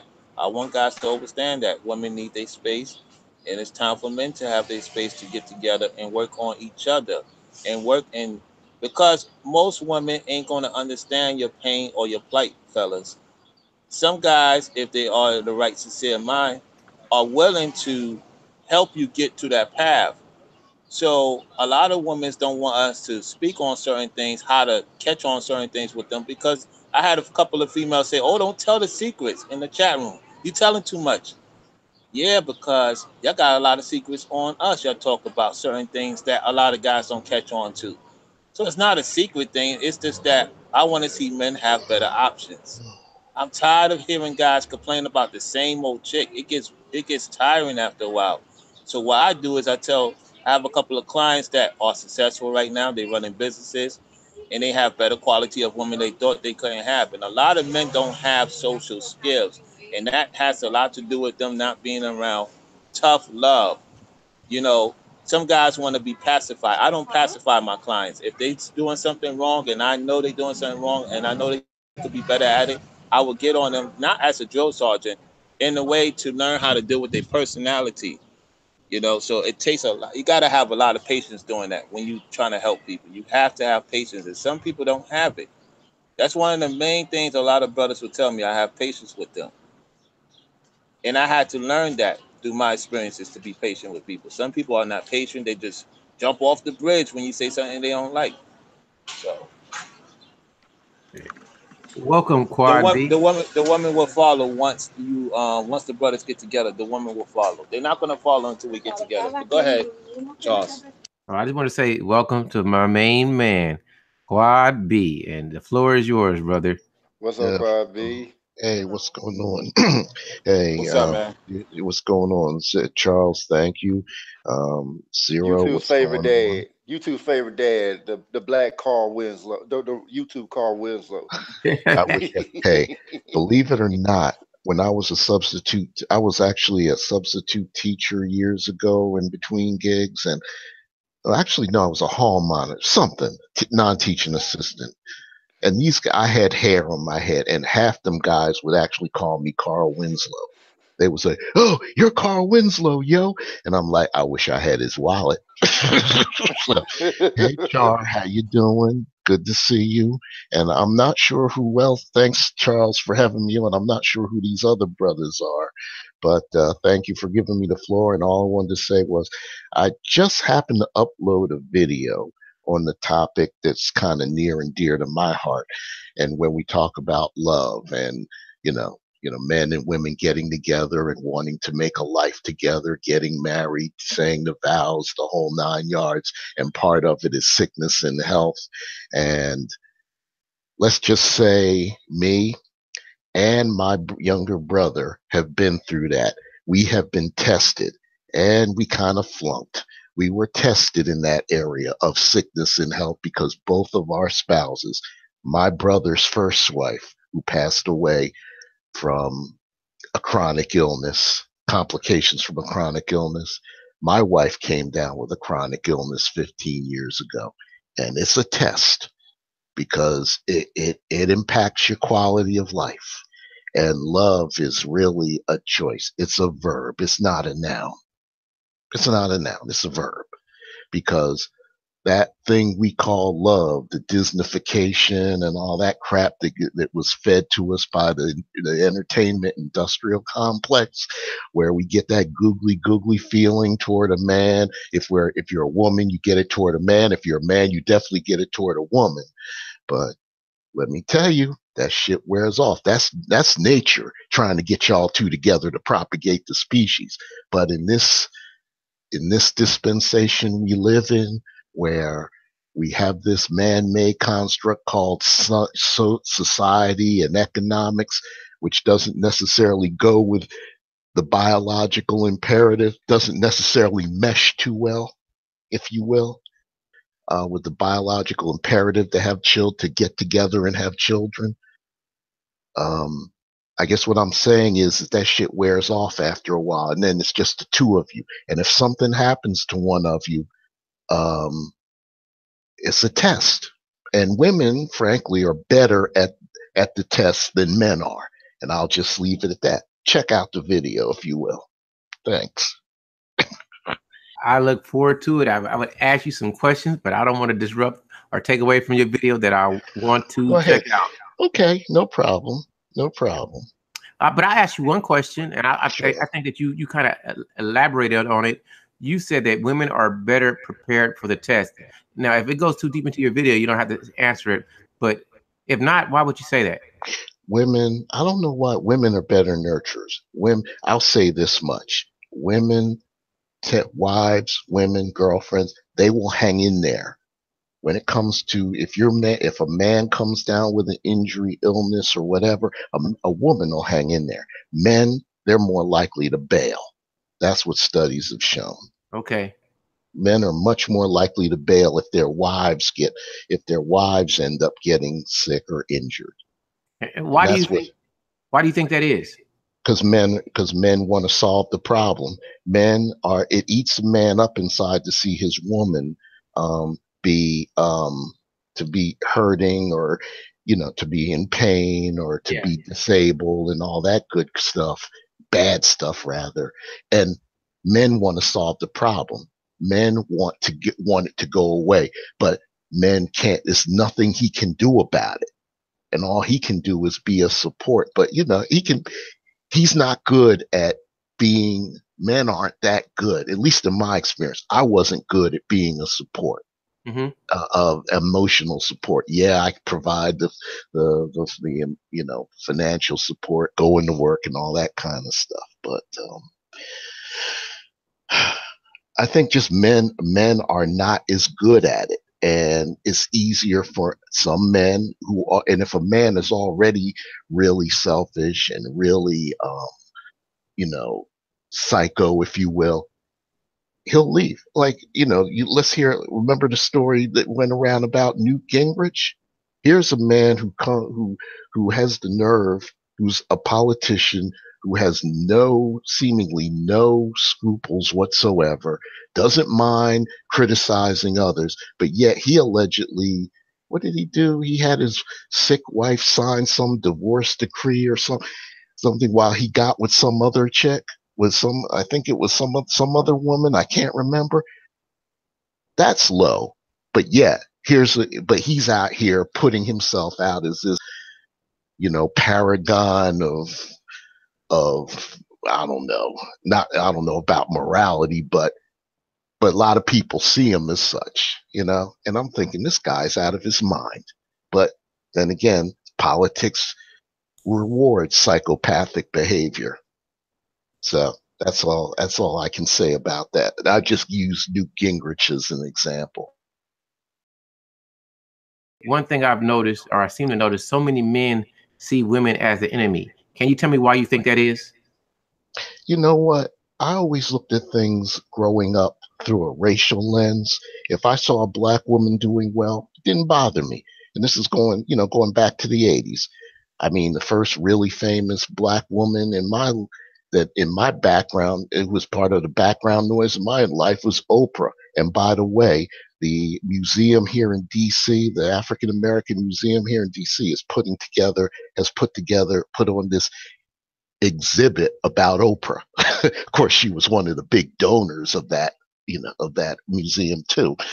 But the question is, okay, the question is why women are better.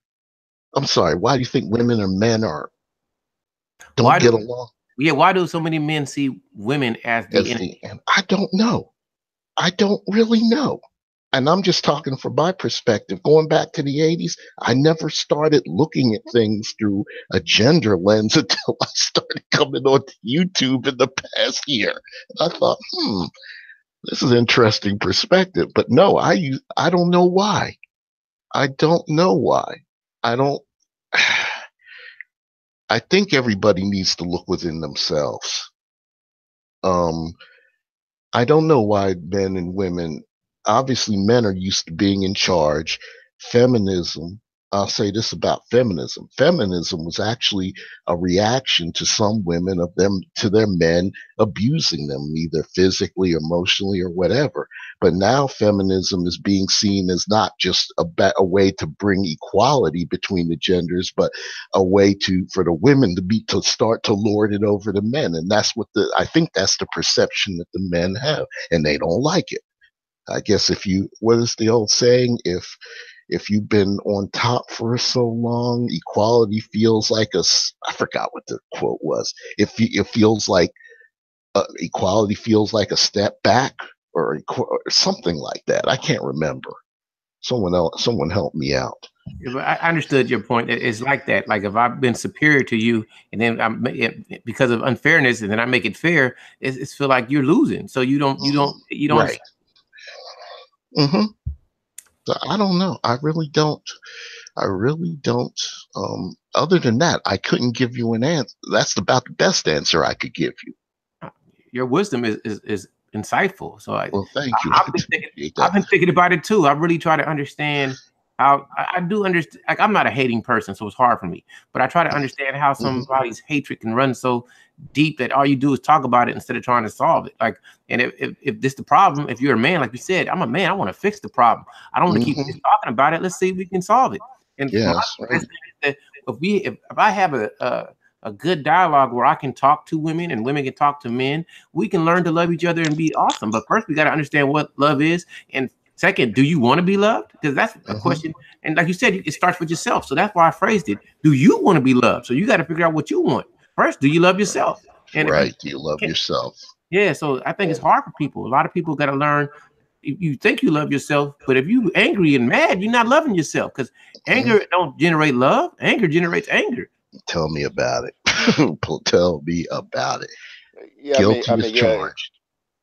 Yeah, brother Charles. Love and hate are like two sides of the same coin, because like really, like in order to hate something, you had to love it at some point in time. So it's really just the opposite of it. It's still like it still comes from love, but yet it's not. Does that make sense? I understand where you're going with it. Continue, please.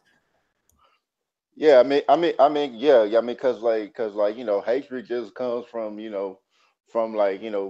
being rejected from love, or having a love taken away from you, and it's just like if somebody wants to, let's say if someone goes to get revenge on somebody else, it's like in order for them to want to get revenge, you had to hurt somebody, or like done something to make them not feel love anymore, that they hate you and want to exact revenge on you.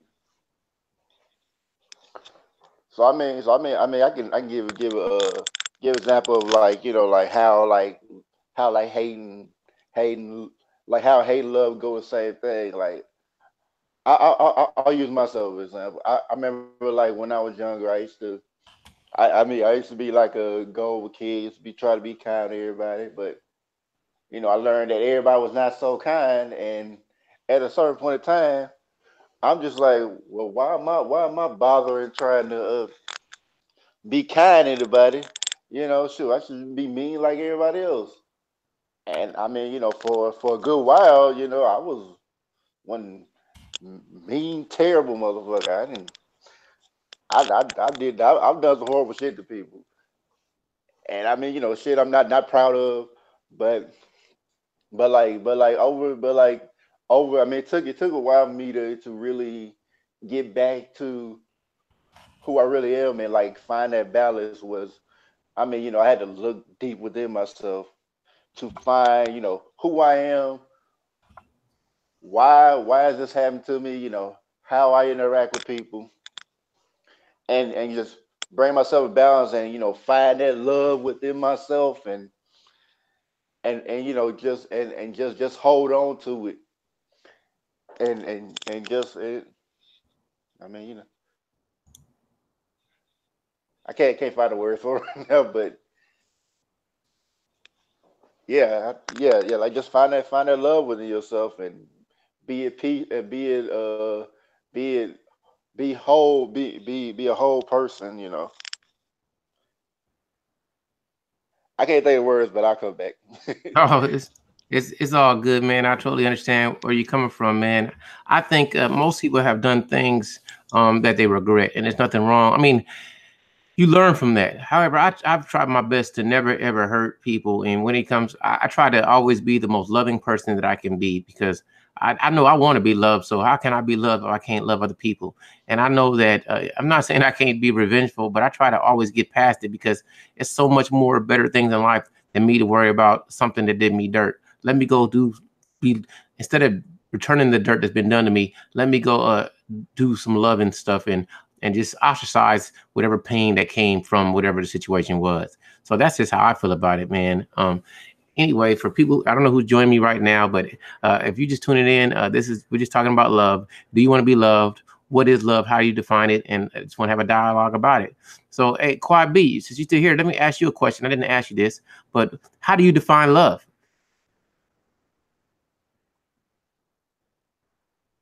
Sorry, I had to unmute myself. How do you define love? Yes, sir.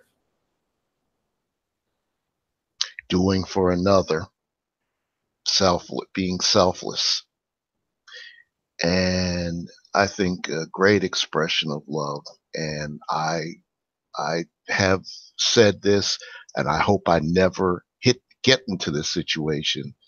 But if somebody comes at my family, my wife, or my children, I will take a bullet for them, or I will die for them. Hopefully not in a painful way, like via torture or some crap like that. But if you come at my wife, even if we aren't getting along or whatever, if you come at my wife, if you come at my kids, if you come at my parents or anything like that, I am willing to lay down my life to stop you from getting to them. That's how I define love. Well, in Christianity, they said Jesus died on the cross as payment for humanity's screw ups, its sins. Mm-hmm. And if you look at, I don't know how many of you saw The Passion of the Christ, but that movie was very graphic in its depiction of the crucifixion of Jesus. That shit looked painful, but he went through it. As the story goes, he went through it, and we should all be grateful. And it's the same thing is expected of humanity, especially those who subscribe to the faith, to the Christian faith. So that's real love. It is, like I said, it isn't that crap that that's been spewed at us, almost from the beginning by what I like to call the entertainment industrial complex. Okay, can you hear me? Yeah, I can hear you. I know I was muted or not. So Charles Faulkner Jr., Officer Panthro, has a question for the panel, and I'll answer this last. He wants to know, do we on the panel, do we want to be loved or respected more? So I'd love to hear everybody's thoughts.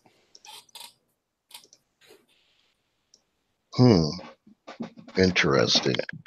Then I'll start off. I would much rather, when it comes to when it comes to my family, love and respect equally. When it comes to folks in the outside world, when it comes to my occupation and whatnot, I'd rather definitely be respected. I don't care if I'm liked by people I work. I don't care if I'm loved or liked or hated by people I work with or people who don't matter as much. We all should matter, but I much rather be respected out in the real world than loved. But when it comes to my own people, I want both.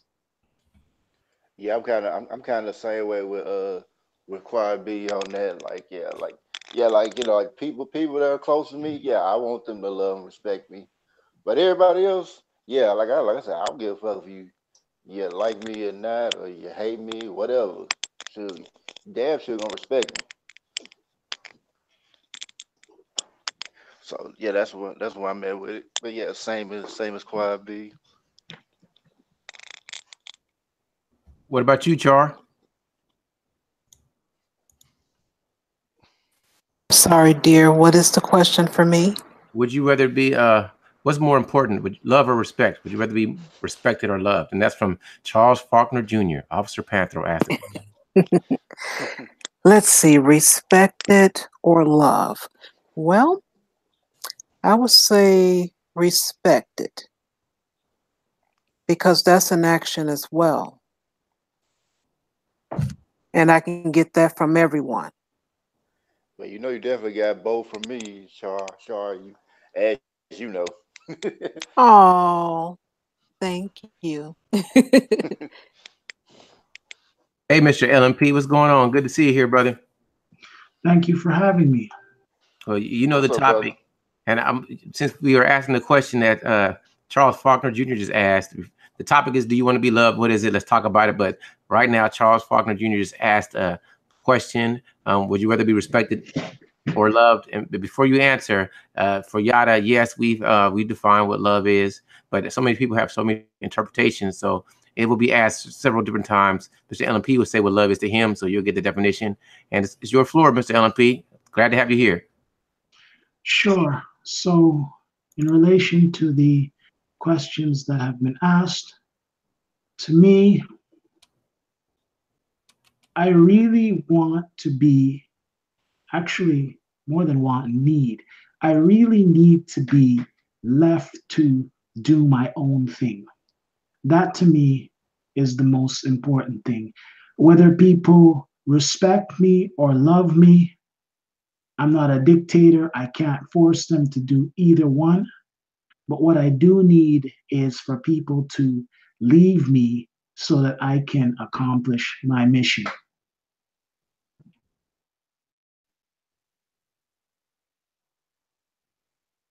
Let me ask you more questions. How do you define love, Mr. LMP? It should be based on respect. It should be based on genuine feelings. However, it's a word that has been thrown around a lot in many different places, in different instances. So it should mean respect. It should mean a genuine feeling towards another person. But again, it's a term that has been thrown around, misused, and manipulated. So sometimes people will get things and they love the person for that period of time because they've gotten something. And then 2 seconds later, they hate them. So it's a word that has been taken out of context, but it should include respect. It should include value. It should be genuine.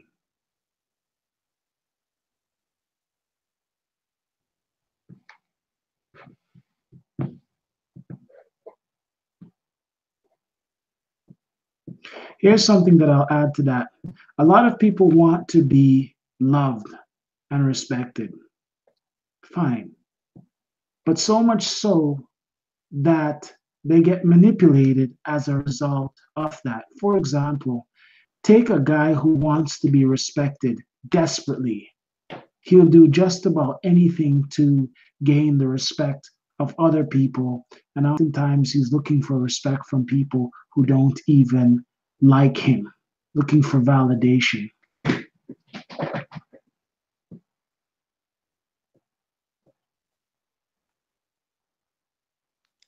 If you're speaking, Charles, I don't hear you. Okay, Ellen, Okay. thanks, I Charles. hear you now. Mr. LMP, what's the difference between love and in love? Can you define what in love is, in your opinion? That's a very good question. So that means, In love. okay, go ahead. I'm just trying to think. In love. I haven't been in that sort of situation, so I couldn't say what is in love. But what I can speak about is the confusion as it relates to infatuation. A lot of people confuse that for the other one, whereby they're infatuated with people. They just see somebody and they are infatuated. They want to be with that person. So this one is above me, Charles. I gotta listen to the other people on the chat for this. Well, for anybody who's just joining, I thank you. It's a pleasure for you all to be here. Anybody can hop on and talk. I just want to talk about, do you want to be loved? What is it? Let's talk about it. Kendra, you did a great video yesterday, and you touched on some points, so I would love for you to get on because you was dropping some knowledge. But anyway, I think that a lot of people don't even understand how to be loved, and they don't know what love is. So do you want love? Do you not want love? And how do you see it? And I like Charles Faulkner's his question: would I rather be loved or respected?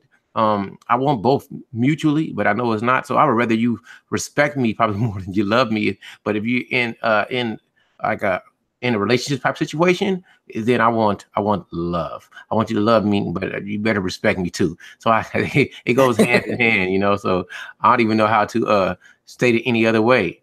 So I'm still trying to learn and grow, and I wish that a lot of men and women would have dialogues about it, because I think that a lot of men, you know, have been hurt by ladies and they don't know how to love anymore, and a lot of women don't trust men, so they don't love either. So, you know, the only way we can get that passed is to have a dialogue. So that's why I try to create on my page. Anybody can come, anybody can talk. You can just tell me to shut up, because it's not my page, it's our page. So it's for all of us to grow and learn together.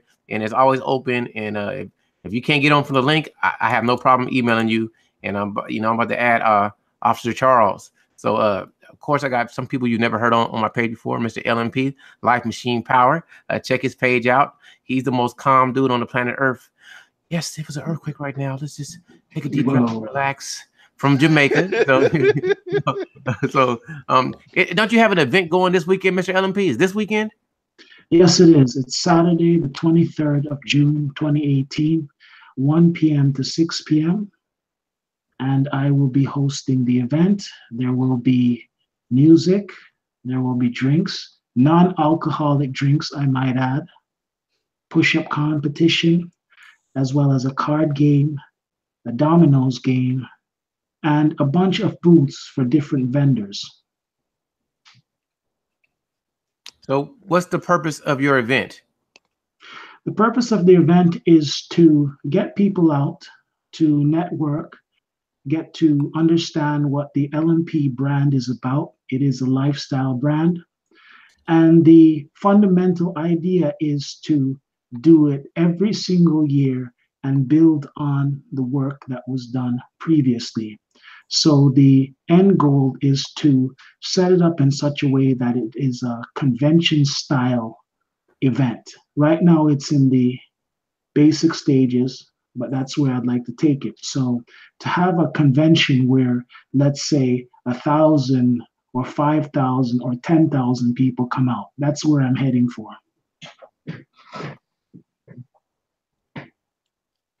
So tell me more. Overall, what do you hope that your goal? You hope to, like, you're going to stream it, right? Your event. Yes, I'm going to stream as much of it as I possibly can. I'm going to have some recordings of it as well. I'm going to have some pictures on the Instagram.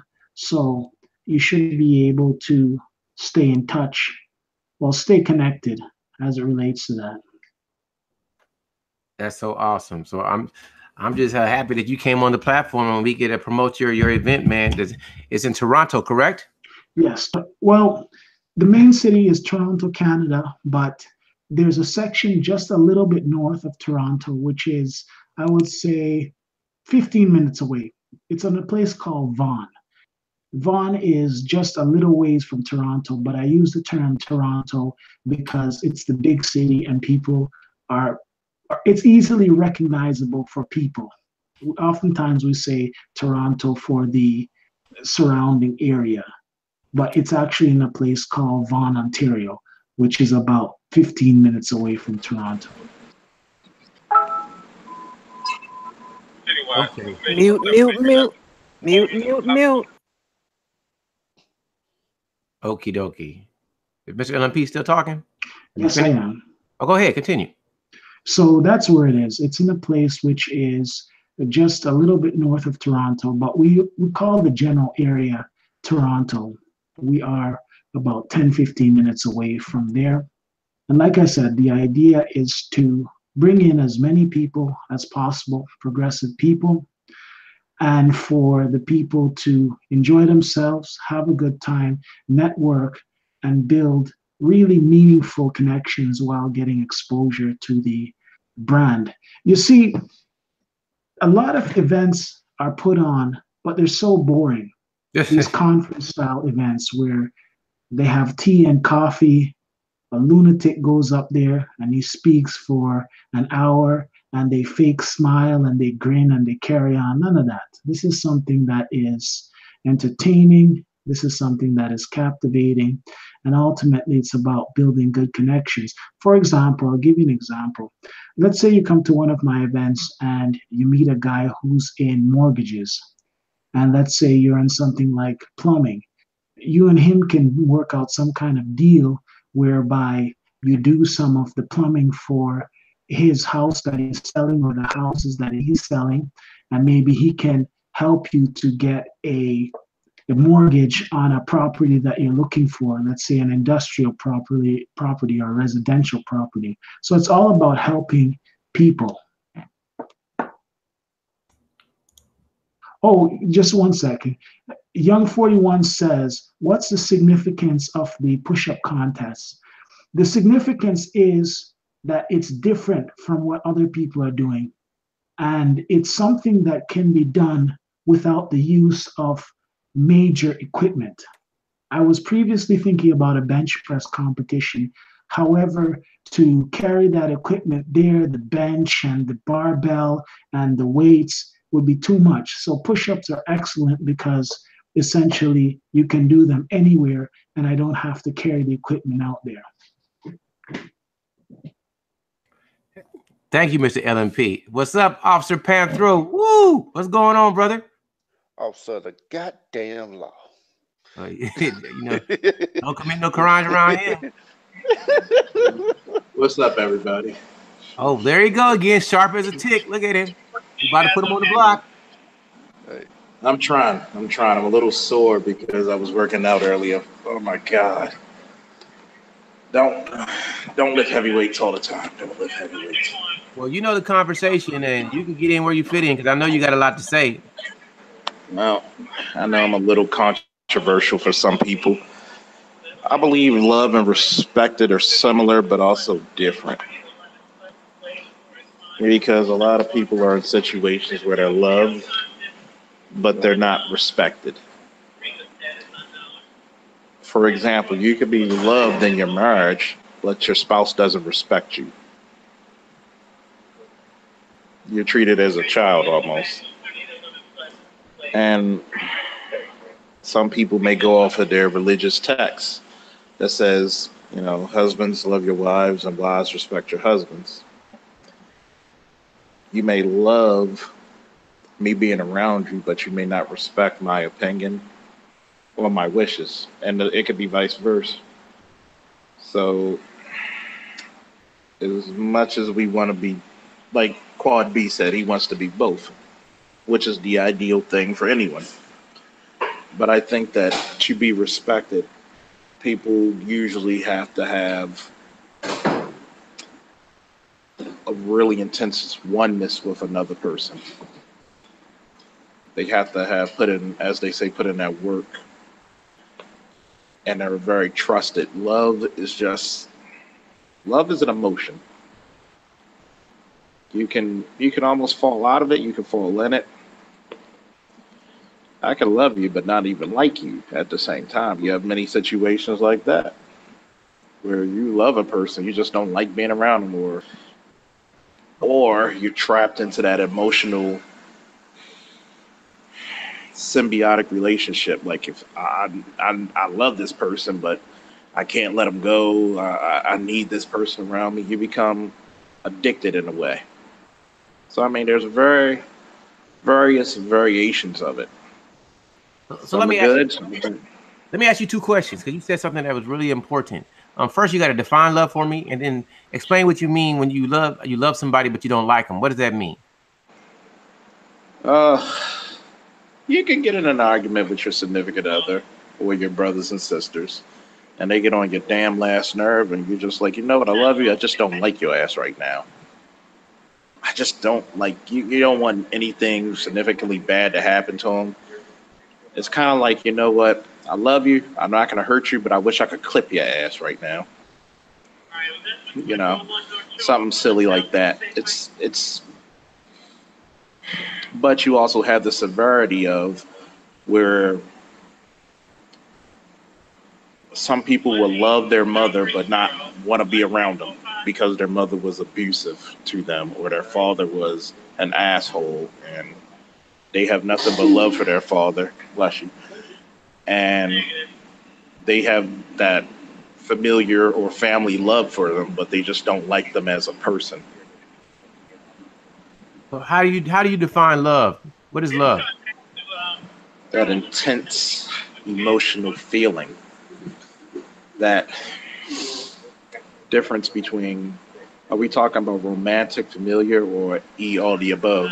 Just break down love to me, and we can get to the other specifics later.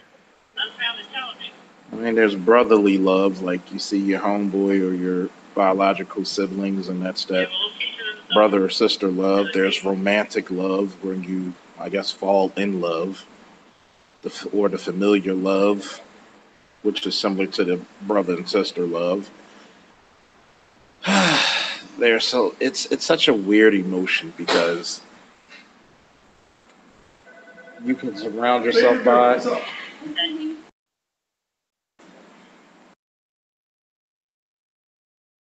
You stop talking? Okay, he stopped talking. I have more questions, Officer Faulkner. So when you can come back, just overtalk me.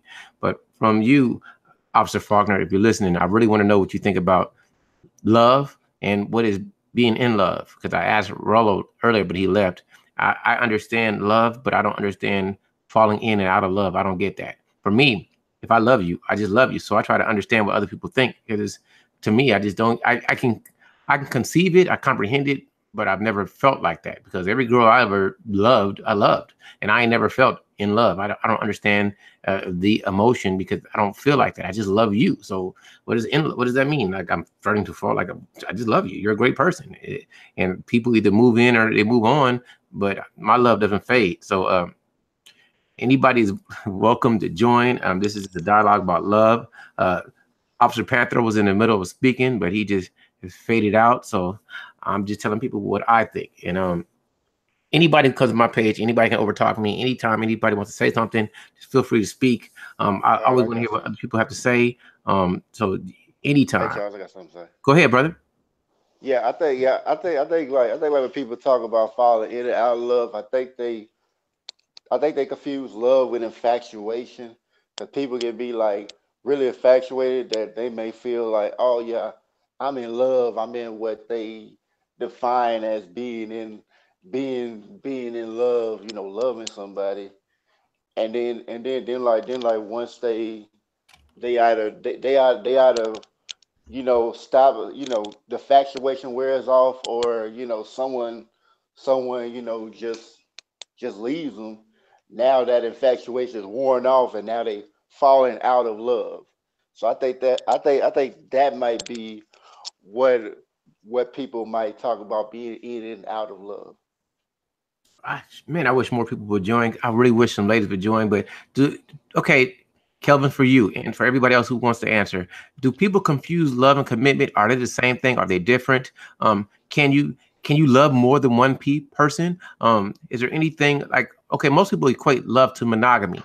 Is that correct or is that incorrect? I just want to know what everybody thinks, and I think a lot of people have their own opinion. So I love to hear people speak about it. I've heard a lot of people say, "Well, I love you. I'm committed to you, but you didn't love me because you went outside of us." But is that necessarily true? So people, feel free to answer. And if you guys want me to break it down and be more one at a time, question wise, I'll do that. But anybody wants to speak, go for it. Yeah, I think it's possible somebody to love one another, because I mean, there's people that in polygamous relationships love more than one another, and then like even for the monogamous relationships, like someone could love somebody, be married, and then like their significant other dies, they might be sad about it. They might not want to date somebody for a while, but then they may run to somebody else again that makes them feel that way they felt about their deceased spouse, and now they're back into this loving relationship. So I think it's very possible, like to for someone to love more than one person. Okay, Chocolate Temptress said you can love more than one person, but you can only be in love with one person. Um, can anybody elaborate on that for me? Because I understand what she's saying, but I don't like, break it down for me, people, please, because I'm ignorant. Here's what I I mean, I see. mean, oh, like, bro. No, go ahead. Go ahead.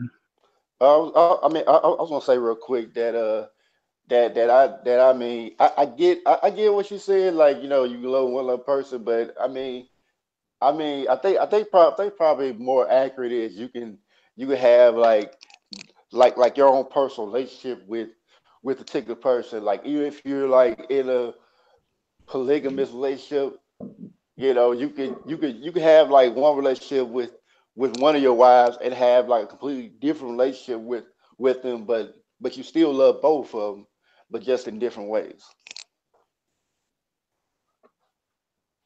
Okay, So yeah. Chocolate Temptress says, in love is willing to put your life on the line. Well, I'm willing to put my life on the line for a lot of people, so I must be in love with a lot of people. So I want I want somebody to really. I'm not. I understand infatuation. I understand being into people, but when somebody says I'm falling in love with you, I'm so in love with you. Like, I'm I'm more infatuated with you. I don't get. I've always been confused with it. It's such a romantic term that I really don't get, and I want people to explain it to me because it's always been something I don't understand. Hello, Maria. Like I say, anybody can come on. Anybody can talk. I love to hear some ladies come on and talk about love. We had the lovely, awesome Char Willie come on, but I want more ladies to come on and tell me their thoughts, because right now it's just us men talking about love from our perspective, but women, you're more romantic than we are. You think about love way more than us. So I would love some ladies to get on, especially Maria with the awesome voice that'll have me laughing from ear to ear and telling me that I'm stupid. So please, anyway, back to the panel. Can somebody really, really break down what Chocolate Temptress is saying? More. Yeah, I You think start. I might be able to do it, and I want to kind of like bring back a little something that Quad B said earlier, like how he said like he would die if anybody would harm like any of his family, and I think he said like being selfless, but I mean I have to kind of disagree with it to a certain extent, and this is like something I heard somebody like actually say, like in order to really be order to really care about people, you have to be like selfish, and how you put it, he was like saying like he said most people are like 50% selfish. So like they said like people, I didn't get it back then, but like I think I I get it now. It's like, you say like being so like, it's like 50%, like you're seeing it from a limited point of view, like only from like, like a limited view, like what you want. But like if you like saying like if like be completely selfish, like 100% selfish is be completely selfless. And like what I get what he meant by it was like you're gonna love, you're gonna be so into yourself that you're gonna start thinking about how your actions gonna affect other people. So I think like when you're like at that level, you're gonna think about like your family and the people you care about and all that because that directly affects you. And I think that might be where she's going with it. Here's what I'd like to add. A lot of times, what happens is that in the society, the media takes full control of a lot of things if you let them.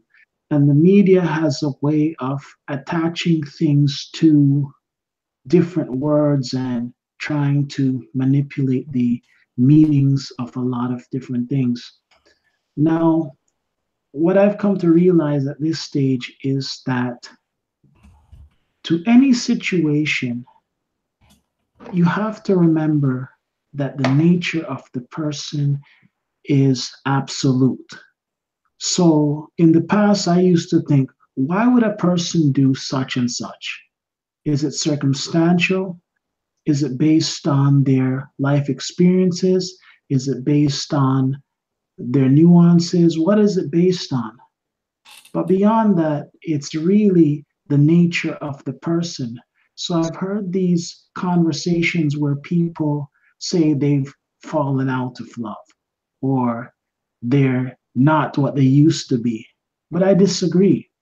It's really the true nature of the person coming to the surface. And I think that it's so important for people to understand that people have their nature.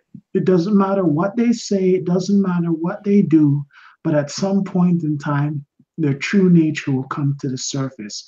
For example, when you see these relationships that end in divorce, it's the true nature of the people that have come to the surface, and oftentimes people are trying to suppress who they truly are. So when you connect it to things like love and respect, a lot of times people are just pretending to be something that they're not. And that's where a lot of the problems lie. The fact that there's a massive pretense. People use the word love, but they don't mean it. People say they respect people, but they don't mean it. People will show that they don't respect the people or love the people through their actions. So I could tell you all day that I respect you, but my actions are a lot different from what I'm saying. I have a question. Can you guys hear me? I don't know if I got my mic muted. I hear you. Okay. Does love have to be reciprocal? Yada made a statement, so I'm curious. Absolutely. Absolutely. It would be like getting up, going to work every day for free. You work, they pay. So there's a balance. There has to be some sort of balance. Otherwise, what it is manipulation and exploitation. Yeah, I think it should be reciprocated, or at the very least, come close to that equal balance. No, that's my opinion on it. Now, from my opinion, truthfully, love does not have to be reciprocal. It can be one-sided. That's the most ideal way is for somebody to love you and you love them, but it can be one-sided, man. You like, it could be you can be considered infatuation, but you have people that actually just love people that they don't even deal with, just love them, you couldn't tell them that they didn't love them. So I would hope that the love is reciprocal, but it doesn't have to be. That's my opinion. You see the problem with people putting out and not getting anything. It's not something that is balanced. And to me, it's not something that is fair. It's like you have people in the society that you do everything you possibly can do to respect them. And they're very disrespectful. And in those instances, you have to get very, very stern with them. And sometimes you have to be very disrespectful to them. Not that your intent is to go out there and disrespect them, but sometimes you have to throw it right back on them because they have no decency. I'm going to say something. Well, we got to always understand. Now we got to start some fire in here. Morals and ethics are subjective because people grow up in different cultures in different areas, and they got different laws. So a lot of people are taught different things. So like I say, a lot of people look at love as it needs to be between two people. Somebody else can say, I don't need you to love me. I'll love enough for both of us, which I do think is not the way it should be. But when you say something is damaging, or I forgot the term you used, you got to always look at the perspective that people come from different places and they don't view it the same. But I don't disagree with you. I'm just saying that's usually the problem, is because people don't see things the same way. Yes, people don't see things the same way in a lot of cases, but there's certain things that are absolute. And people can run around and be as vague as they want to be about those things, but there's certain things that are absolute. For instance, if you disrespect people, it's very, very likely that you're going to be disrespected in return. If you rob people, it's very, very likely that you're going to have problems. So certain things are absolute, regardless of where people are coming from. Well, I'm going to disagree with that. I don't think anything is totally absolute, because I'm going to say why. Because respect or disrespect is perceived. So if I don't perceive that you're disrespecting me, I don't feel disrespected. So that's not absolute. And some people can rob you. You're being heard, whoever's speaking. Some people can rob, or somebody can steal something from me, but I don't even know they stole it because it was immaterial to my life. So those, not that I totally disagree with you. I'm just saying everything is not absolute because we don't know the situation. You may think you're stealing from somebody, but somebody else may not even care. So it depends on who. Go ahead. Okay, let me give you. Okay. Oh, go ahead, LMP. Right. No problem. So here's what I would say. In terms of absolute, here are some absolutes. If you're born, you will die. Absolute. If there's a tree, there has to be a seed. Absolute. As long as the earth is in existence, you're going to have problems. Absolute. So I beg to differ with you, Charles. Do you really want to go to quantum mechanics with me, Mr. LMP? Because if there's a tree, it doesn't mean there has to be a seed, or it could have been a seed, but doesn't mean the tree came from a seed, because if the tree is actual or factual, or was it created in a laboratory. And just because we were born doesn't mean yes, we have to die, but it's a lot of stuff we don't know. So is death the final existence? Are you talking about physical death, spiritual death? What are you talking about? So when you say something's absolute, you got to know the whole entirety before you make those type of arguments. I'm not, because really, I'm a guy who goes into science kind of heavily. So quantum mechanics states that anything that is possible can exist and will exist and does exist. So it also states that nothing can be absolute, but this is neither here nor there. And let's get back to the love. And I love you people. I like to add that real quick. Like when you explain like the seed came in the tree. I mean, yes and no, because like even just because you plant a seed in the ground does not mean it's going to grow into a tree, because it could be like with the environment. Maybe the ground is barren. Maybe it doesn't have the environment for it. And I mean, the world doesn't even really work in absolutes, because if it did, we wouldn't. Things would probably be a lot clearer than they are now. It's just like how like politicians go off and do and want everybody to think that they're such good people, and then they go off and do horrible stuff in the name of protecting the country. It's just like it's not always like the way you see it. I mean, even like while we have politics, like in war, like it's like a war. Like everybody wants to have a clear good guy, bad guy, but in like war, everybody thinks they're the good guy. It's like everybody whoever they're fighting against, they look at them as a bad guy, and the other side is looking at the other side as a bad guy. So it's really no clear absolutes. But I mean, I think this is just something like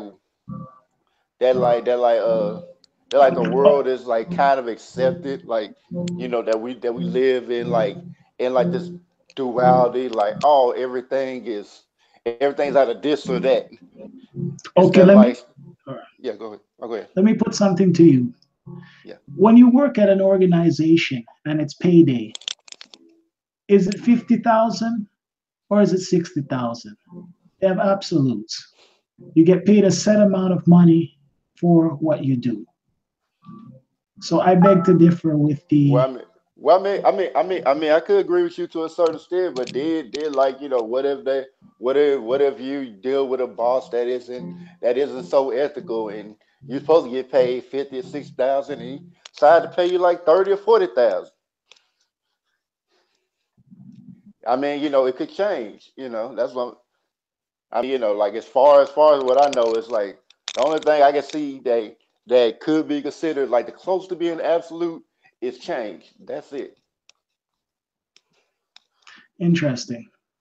And with what Charles was saying about the tree, I'm curious as to how the tree could exist without the seed. It would be like the chicken. How would the chicken come out without the egg? Well, I mean, did that's gonna get it to you different type of like then you got to ask like how does water exist? How does air exist? Hey. How did the whole universe just come about? Like, this is a question we've been asking for a really long time. I don't know. I'm not going to argue anything. I love Mr. LMP. I love your thought process. But we're going to agree to disagree on this because I'm not going to change my mind. You're not going to change mine. So let's get back to love. We got the lovely Maria here. Hey, what's up, folks? I'm finally off, so I'll talk a little bit more. All right. But like I was saying, Yada said you can't love anything. Hold on. Officer Charles, hold on for 1 second. 1 second. I said if that was true, you wouldn't have domestic violence. If that was true, you wouldn't have parents who don't respect their children's decisions. They love them, just don't respect their decisions. Just don't respect them. I mean, you have different, but that's connected. Can you hear me now, Charles? Say that again. Okay, I just wanted you to hold on for 1 second. We didn't hear what you said, and I wanted to say hello to Maria. She's joined our channel. Maria? She is Maria Applebaum. Is a fantastic YouTuber. She does celebrity type news, and you should check her out. Her voice is fantastic, and you'll laugh a lot by checking her out. And I just want to say thank you for joining, and I love to hear your thoughts on love. You gotta turn me on. Maria Applebaum, so you gotta. If you can get it to work, don't worry, Maria. No pressure to speak. Right. So go ahead, Officer Panthro, is on you. Say what you're gonna say.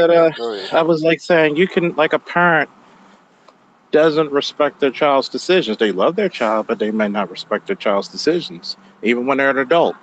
You have some parents who butt into their children's lives and marriages. They don't respect the marriage or their spouse or them. They want to always have control. Same thing for domestic violence. There's a lot of people who beat up their spouses. Love the hell out of them. Don't respect them by putting their hands on them.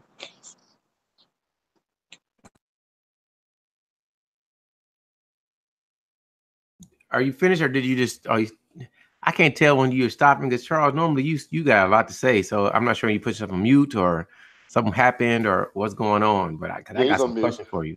No, but did he do it on himself because he had to, or? I think he did. Yeah, that's cool. So anyway, excuse me. Quad B, Life Machine Power, Kelvin. I'm saying I'm messing up. Maria. I'm happy for everybody who has joined. And the conversation is about love. Do you want to be loved? What is love? And just different things about it.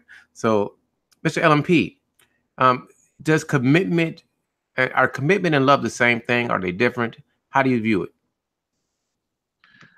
A lot of people go to jobs where they have a financial commitment, but they hate the job.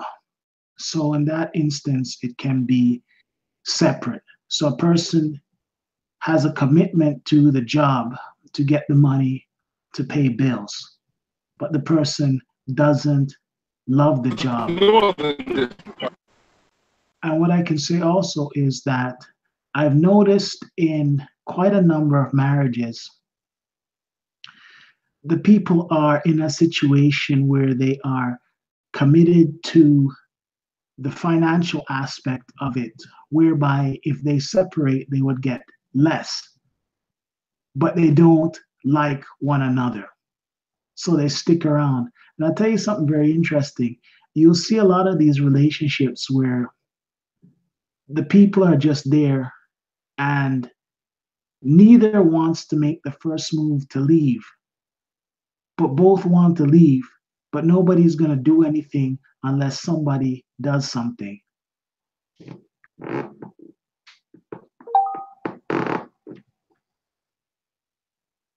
Understand. Hey, Charles Farton, can you speak now? Officer Panthro, are you still having technical difficulties, or can you bless us with your knowledge? That's the question. I guess he's having technical difficulty. Can you hear me? Yeah, we can hear you now. Go for it. Wait, I've been waiting to hear you for the last 5-10 minutes. You've been getting I got cut off, but I got cut off accidentally. I was like, well, see, people, yes.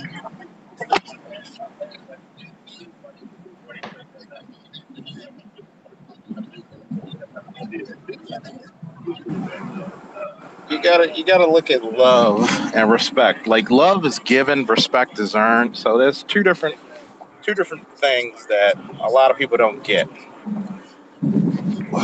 You go through life and you're gonna give love to so many people, and it's like a similar street, but they're on two different avenues, man. And love is that painful thing that you give. You gotta love. It's given so much of you.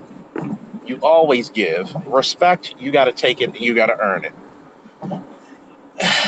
And I'm trying to articulate it in the best way because it's one of those ambiguous, abstract things that people can never really coin a phrase to love.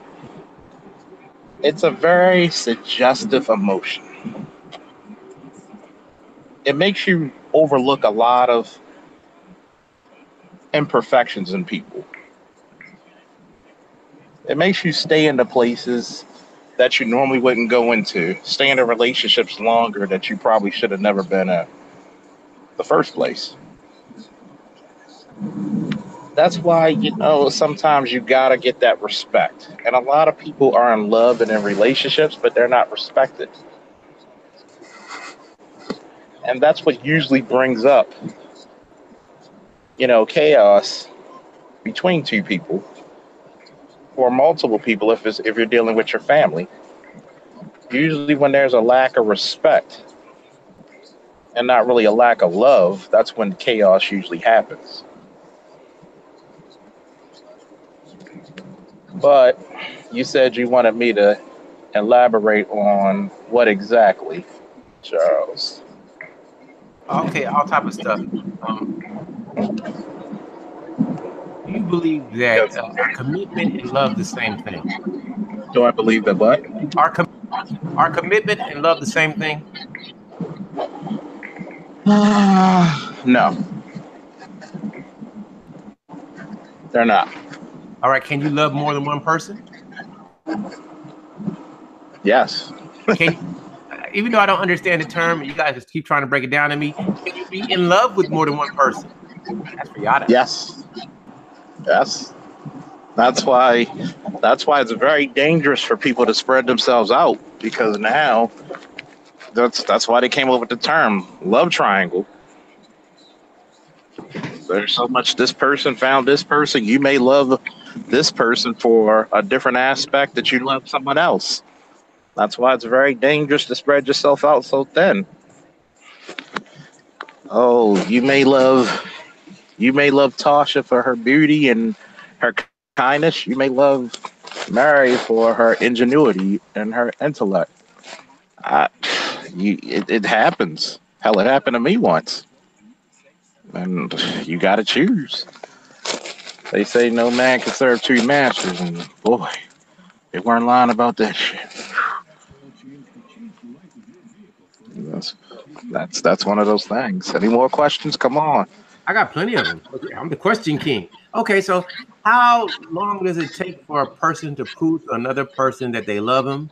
And is there really a time limit to proving that? I mean, that sounds crazy, but Love has no limit. It's not that it's a time, it's that you got to put in work. Most people feel loved when, at the most, when they're at their lowest. You know, it's like being a great athlete. We don't admire you when you're doing your best. We admire you when you're going against the odds and you still find a way to win. That's how love is. You find the most love from people when you're down in the dumps, your lowest. No one is around you. You don't have a pot to piss in. You're penniless. That's when you feel the most love. So it's not about the time; it's what you do with that time. Next one.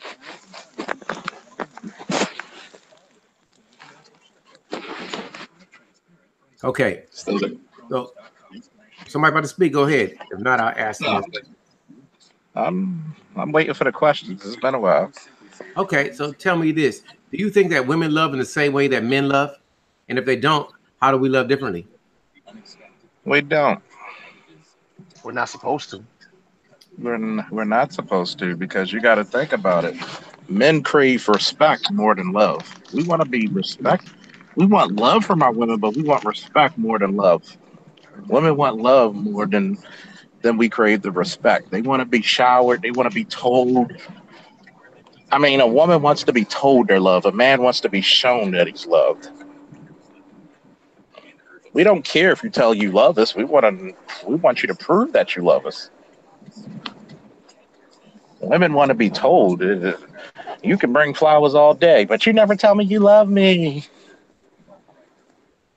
I got kicked out my own hangout. That's funny. That was Hey, what BGS say? You need more bars, Charles. Yeah, I guess so. That was hilarious, man. Oh, I didn't hear what happened. I didn't even hear the last. What did you say, Charles?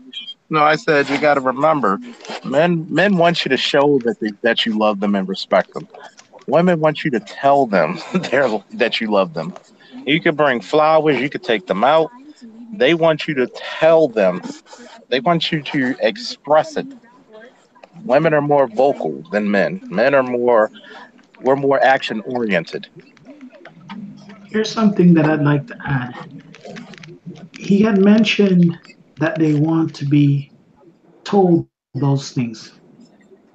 But what I can say to you is that a lot of times when guys exhibit that sort of behavior, they want nothing to do with them.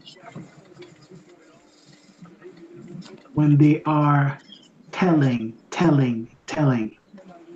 So to me, I understand what you're saying, but I've seen many instances of guys doing a lot of telling in relation to that, and they find themselves in the middle of nowhere.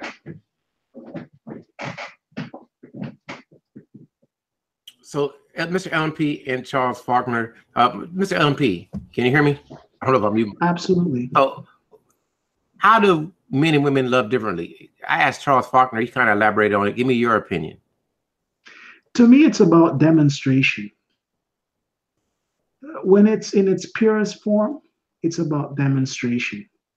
So respectfully, I disagree with Charles, because when the people are really working towards the same goal, it's about demonstration. There's some people who are always telling people about how good they are and how they're such noble people, but their actions are contrary to what they're saying. And in a lot of cases, the people are just wearing masks. So to me, it's just about demonstration. It's so important to demonstrate what you're about, because I've seen it firsthand where people have been saying a bunch of different things and their actions are completely different from that. So when the people are on the same page and they have the same common goal, which is to work things out or have things work in a positive way, the demonstration is key. I could run around telling people that, hey, I'm a nice guy, I'm a good guy, this and that and the other, but it makes no difference if I'm not demonstrating that. Okay. So you say, but how do men and women love differently? That's my question. How do they love differently if they do? I don't think they do. I really don't. If they're really honest about things, I don't think they do. I think that they want the demonstration. If they are legitimate about what they're doing, they want to see the demonstration of it. Because a lot of guys can buy all these gifts and do these things, but they don't demonstrate what they're doing. I think ultimately people who are aware look for the demonstration. I think I know what he's saying. I think I agree with him that women and men do love the same. But I think the question is, how is that love manifested? Now, that's where the differences come in. How men manifest their love, how women manifest their love. But I think when a woman's in love with somebody, a man loves just as hard as a woman does. It's just how it's manifested. I think that's what the difference is. So in actuality, love is love, but how it's manifested is where the differences come in. Well said. It's got to be the same, but it's like we just do it in different ways. Yeah, you know, it's how it's acted out. You know, like I learned how to love differently from. I'll give you an example. I learned how to love by women differently than I did by men. I watched men who loved, and I watched how they stood on duty, how they took things on the chin, how they just kept pressing forward, and they loved over time. They didn't show their love day in, day out, but they did it over time. Whereas my grandmother or my ex-girlfriend, they showed me love day in, day out. You know, they didn't love, true love when they showed it was a devotion. You know, they didn't do it only when they were happy, when you were buying them something. They didn't do it when you were just winning. They loved my funky ass when I was losing. You know what I'm saying? So I learned how to love, you know, my one ex-girlfriend in particular. You know, when I was on my back living in the basement that flooded, she laid up on me still. That was love. You know what I mean? She was with me no matter what. And she always still, even though I was losing, she felt she still had to show me that she loved me. That's part of how she manifests her love, to show me, to look at me a certain way, touch me a certain way, buy me what I want to eat, just show me that she loved me day in, day out. You know, versus where my grandfather showed his love by paying the bills every day, being steady. Over a long period of time, he showed his love by not going anywhere, being that rock for the family, being that rock for my grandmother. So, you know, he didn't come home and try to show every day that he loved her and buy her stuff every day. And, hey, baby, he ain't do none of that. You know what I mean? He loved her over time by just being steady, a steady ship, versus where, you know, my girlfriend did it every day. Here's something that I'd like to add. On the surface, whenever I would see these two country singers, Tim McGraw and Faith Hill, mind you, I don't know their personal life, so this is somewhat speculation. But whenever I see Tim McGraw and Faith Hill, the way they interact is an interaction that, to me, I don't see it as a put on versus other people in public. You can see that the two of them, at least from my perspective, the two of them have some sort of common understanding. And it would appear that the two of them have some sort of common bond. I understand. Hey, Jay Shine. What's up, boss? So, hey, define what love is to you. Define what love means to you, and tell me the difference between love and in love. Well, first of all, I'm going to show some love to Chocolate. You go ahead first, sister. You said I go ahead first? My bad. I'm sorry. Nah, ladies first. Go ahead, sis. Okay, thank you. Well, first of all, I want to say thank you to everybody that helped me get on here because I almost didn't have a phone. But I would say the difference between love love, you can love your mom. You can love your cat. You can love a candy bar. You can love to go outside. But being in love, really, you don't know what it is until you're in love. I didn't know what being in love was until my last relationship. And pretty much it just changed your whole perspective. Like, it's kind of like a marriage bond, but not as intense, I would say. It's more spiritual. But once you like in love with somebody, you want to change yourself to be better for them. And like they want to do the same. They want to make you better. That you guys want to prosper and make you want to prosper.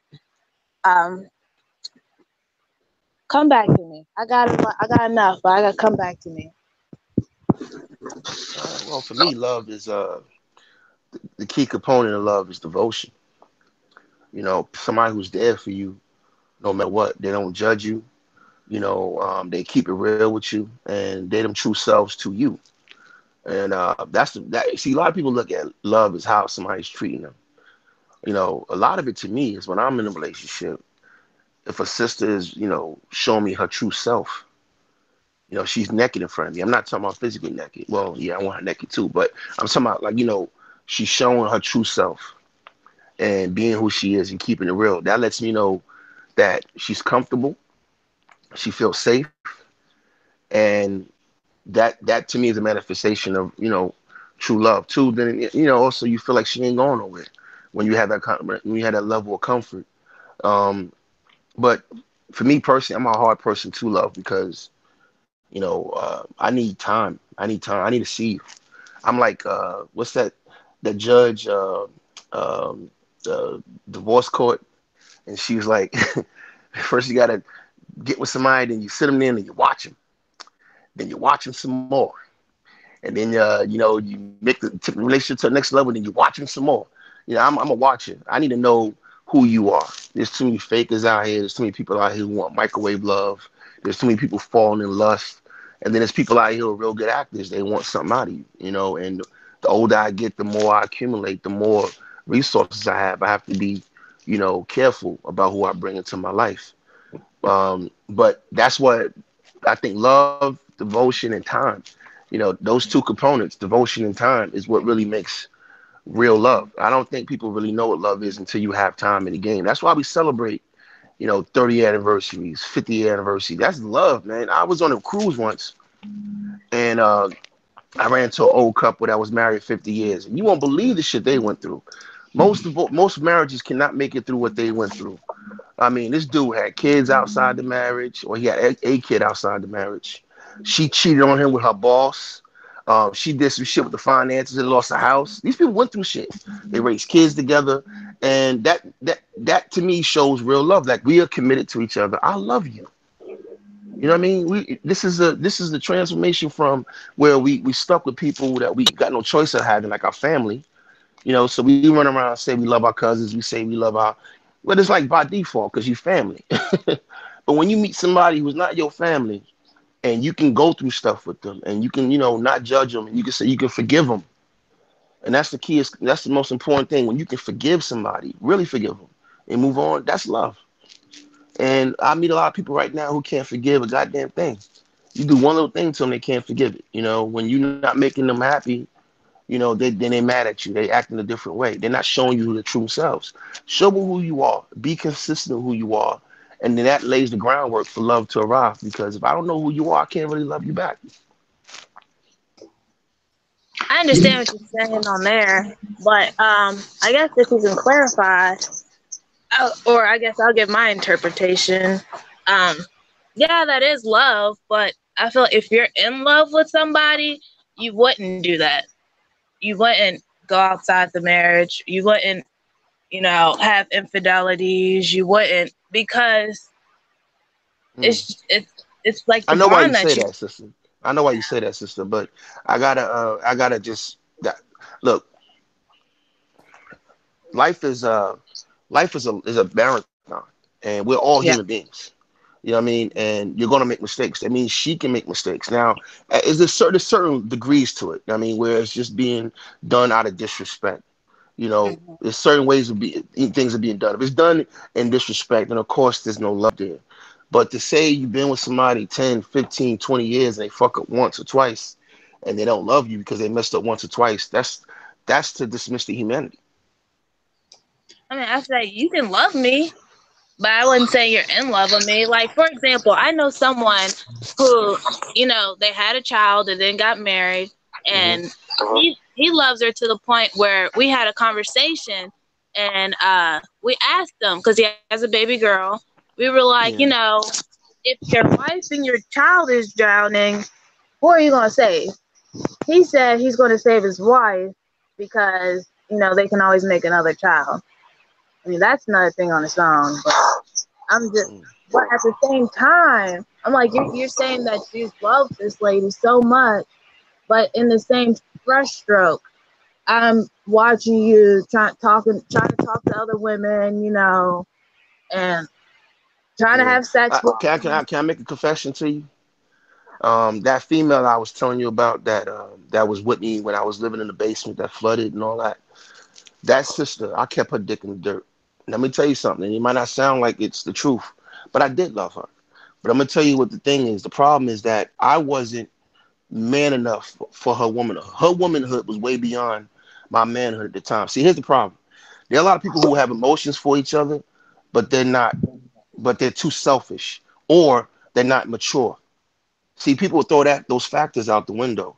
Some people are just not mature enough yet. Some people are too selfish. They're in a selfish place. Like, flip it around. You have girlfriends. You know how girlfriends who've been hurt, and then they mess with the next dude, and because they were hurt before, they start behaving in a selfish manner. You see what I'm saying? So you don't know where somebody's at when you're dealing with them. That's why I say time and devotion is really the real test for love. Not for what somebody did in the beginning of the relationship, not what somebody did in the middle of the relationship, or what they did at the end of the relationship. It's about the time and devotion, what you've done for each other, what you mean to each other. That's where real love comes in play. Because I'm telling you right now, it took her a long time to get off of me because she loved me that much. But she did the right thing. And now she's happily married with 3 kids. I actually talked to her a few weeks ago, and we stayed friends, and she's forgiven me. And I've dealt with the realization that I lost a good one. I was very young. I was 17, 18, 19 years old, feeling myself, learning this new skill. I had this new superpower called game, and I was just feeling myself. And I wasn't ready for her womanhood. She was beyond me. I loved her. I would knock motherfuckers' teeth out for her. I would take a bullet for her. I helped her. I would never turn my back on her. I was always there for her. But I was an asshole that was being immature and selfish at the same time when she was not.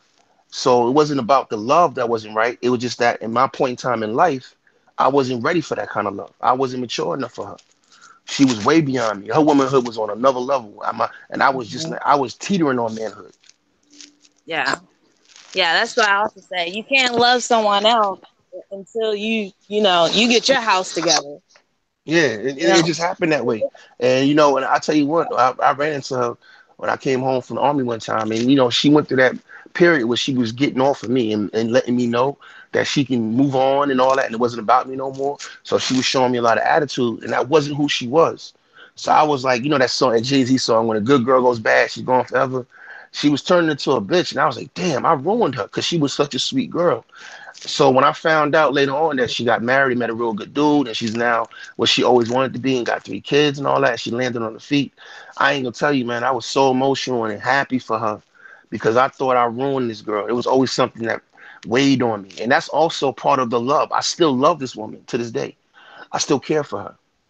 You know what I mean? But, of course we are done, but I still care for her because of who she was and what she meant to me. And because I loved her, I felt so guilty about it. So later on, finding out she felt that she landed on her feet, and then talking to her, the first time we talked in what was like 15 years was 2 years ago. And it was such because we know each other, it was such a good conversation. And when she told me, I forgive you, brother. It was what it was, and her realization for what it was, she wasn't bitter. She moved on. She was happy. And I'm telling you right now, man, I felt the happiest in my life in that moment because I felt so guilty about what I did to her because I knew how much she loved me. But because I felt guilty, it was because I still had love for this woman. You know what I mean? I really did care about her. Again, I just wasn't ready for her ass at 19, 18 years old. 19, 18 years old, I was running around New York being that nigga. You know what I mean? So, I just wasn't ready for her. But now that I know she's good and we can just be friends and I'm a friend of the family, I got respect for this dude because, in my opinion, he redeemed me. He saved my girl. He gave her what she deserved. So I'm here. I'm his friend. You know what I'm saying? It's all good. But that love, now that it's not even sexual, is still real love. You know what I mean? And that's what I mean by devotion and time. Our love for each other never going to break. She can tell her husband that to his face. I'm always going to love him. But we ain't doing nothing. There's respect there too. You know what I'm saying? So that's what I mean by time. People want this microwave love. Everybody wants it right now. They want to feel good right now, every day. And that's not reality. There's going to be some days you look at each other and can't stand each other.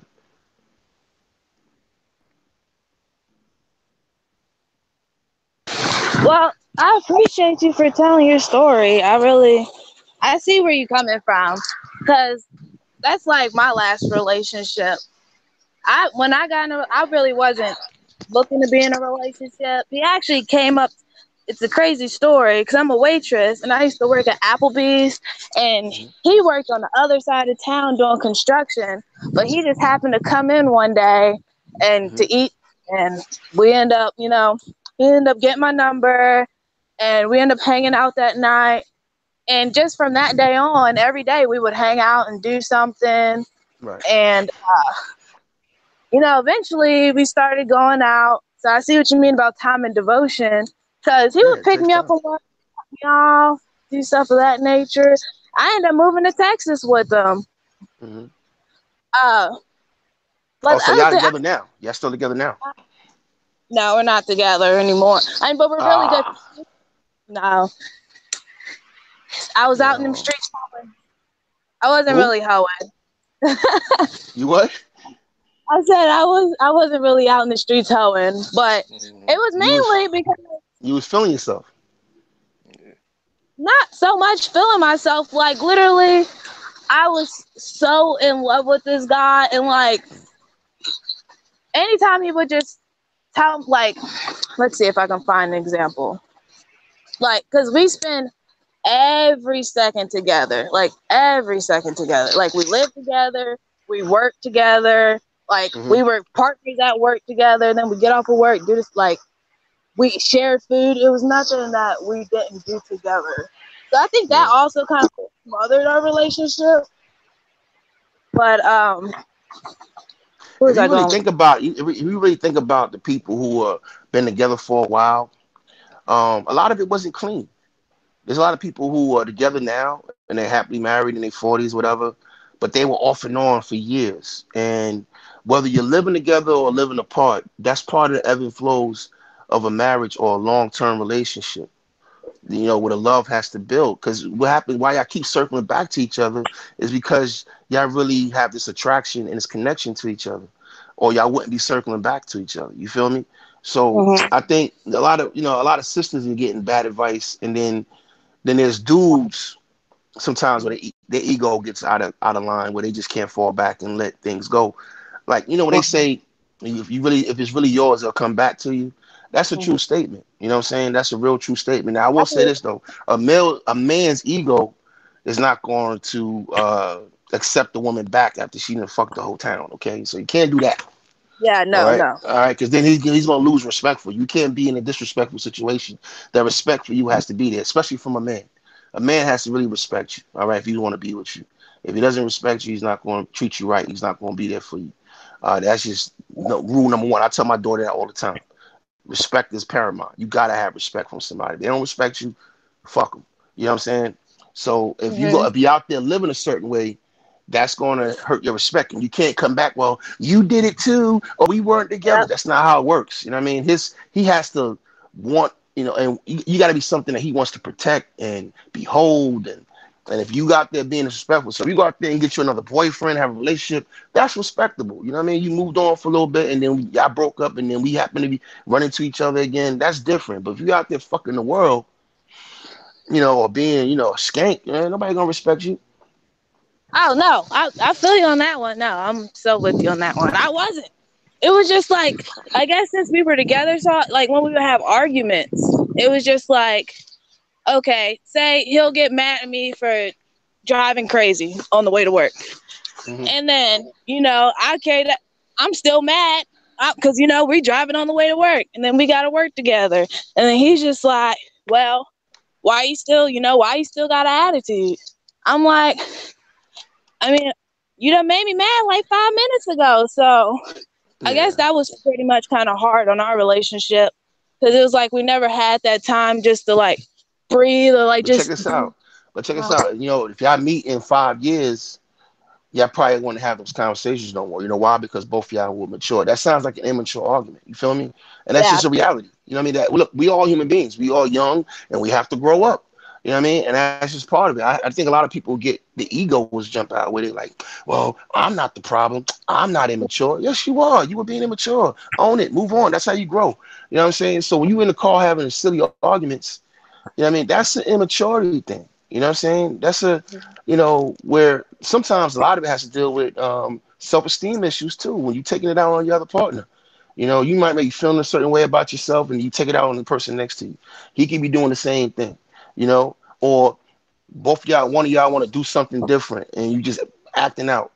All that shit has to do with selfishness and immaturity. Once you get past that and you start being real with who you are, then you put yourself in a position to be loved. It's kind of like what I said earlier about a woman being who she really is. She's putting herself in a position for me to love her now because now I see who she really is. I don't have to guess. There's no guesswork. She's not putting me in a position to guess. She's not throwing me off every 2 minutes with her attitude or her moods. You know what I'm saying? She's still. She's content. She's, you know what I mean? There's a great calmness that falls into a relationship when you got two content people. You know, there's no bullshit. Yeah. And that's what's going on in a lot of these relationships, a lot of bullshit. Show it, especially with social media nowadays. Here's something that I'd like to add. You made a lot of good points in terms of people fully exposing themselves and the guesswork. But as it relates to social media, I don't really think that people have that many more options as it relates to it, because a lot of people are on social media with the intent of seeking attention. And here's what I would say. You look at, let's say, a social media profile, and the people will be doing all sorts of strange things. But there are only a couple people that they really are truly interested in. So although it's a widespread thing, I wouldn't say that everybody on the social media is really hooking up. I think a lot of attention is being gotten and a lot of time wasted. Right. Yeah, a lot of attention. You know what, man? It's always got to be one fucking smart person in the class. Dude, that's a real good point. God damn. You right. This social media shit has thrown a monkey wrench in all of this. Yeah. Oh, yeah. By the way, Jay Sean, what's up, man? What's up, brother? As soon as you got on, I just wanted to scream, Wu-Tang, Wu-Tang. Wu-Tang forever, motherfucker. You know, and it is something about love, man. It's a very... See, love make you do some crazy shit, okay? We don't talk about the crazy shit you do for love. When you be like, anybody else, man, fuck them. But for you, yeah, I'm going to go push this fucking car. Yeah, I got to go out in the rain and fucking change this tire for her. Yeah, she's got to bail me out. Did some stupid shit. Yeah, she's got to carry me over my shoulder. See, that love is a very, very powerful emotion. It'll make you forgive some shit that nobody else could get away with. Yeah, it's like with your kids, you know what I'm saying? That it's similar, you know what I mean? Even though you're in a sexual relationship, but when you love your kids, you don't hate them forever. They do silly, dumb shit all the time. It's like I said earlier. I love you. I just don't like your ass right now. Yeah, I don't like you right now, man. But we good. We still family. You still my daughter. You know what I mean? We good. You know, I love you to death, man. But you doing some bullshit, man. Now go upstairs and clean your fucking room. Yeah, and I got to do that all the time. I say that to my son. I say that to my wrestlers. I got nothing but love for you, but you full of shit right now. Yeah. Yeah, and I think love is a neutral thing in my opinion, man. Because you know, I love my mom. I love certain people in my life. I got friends that I love. Like if my boy O called me tomorrow and said one of his kids got hurt, you know, I gotta leave my kid and go help him. You know what I'm saying? 'Cause I love that brother and I love his family. That's love. You and know, that's if how it anything is happened, sometimes. my daughter will understand because that's what we supposed to do for each other. You know what I mean? But Yeah. you know, a lot of people out here don't know what love is, man. They just so caught up in what oh boy was just saying about attention whoring, man. And you know, everybody just want to be seen and they want instant gratification. There's no calmness to them. Relax, dude. It's gonna come to you, man.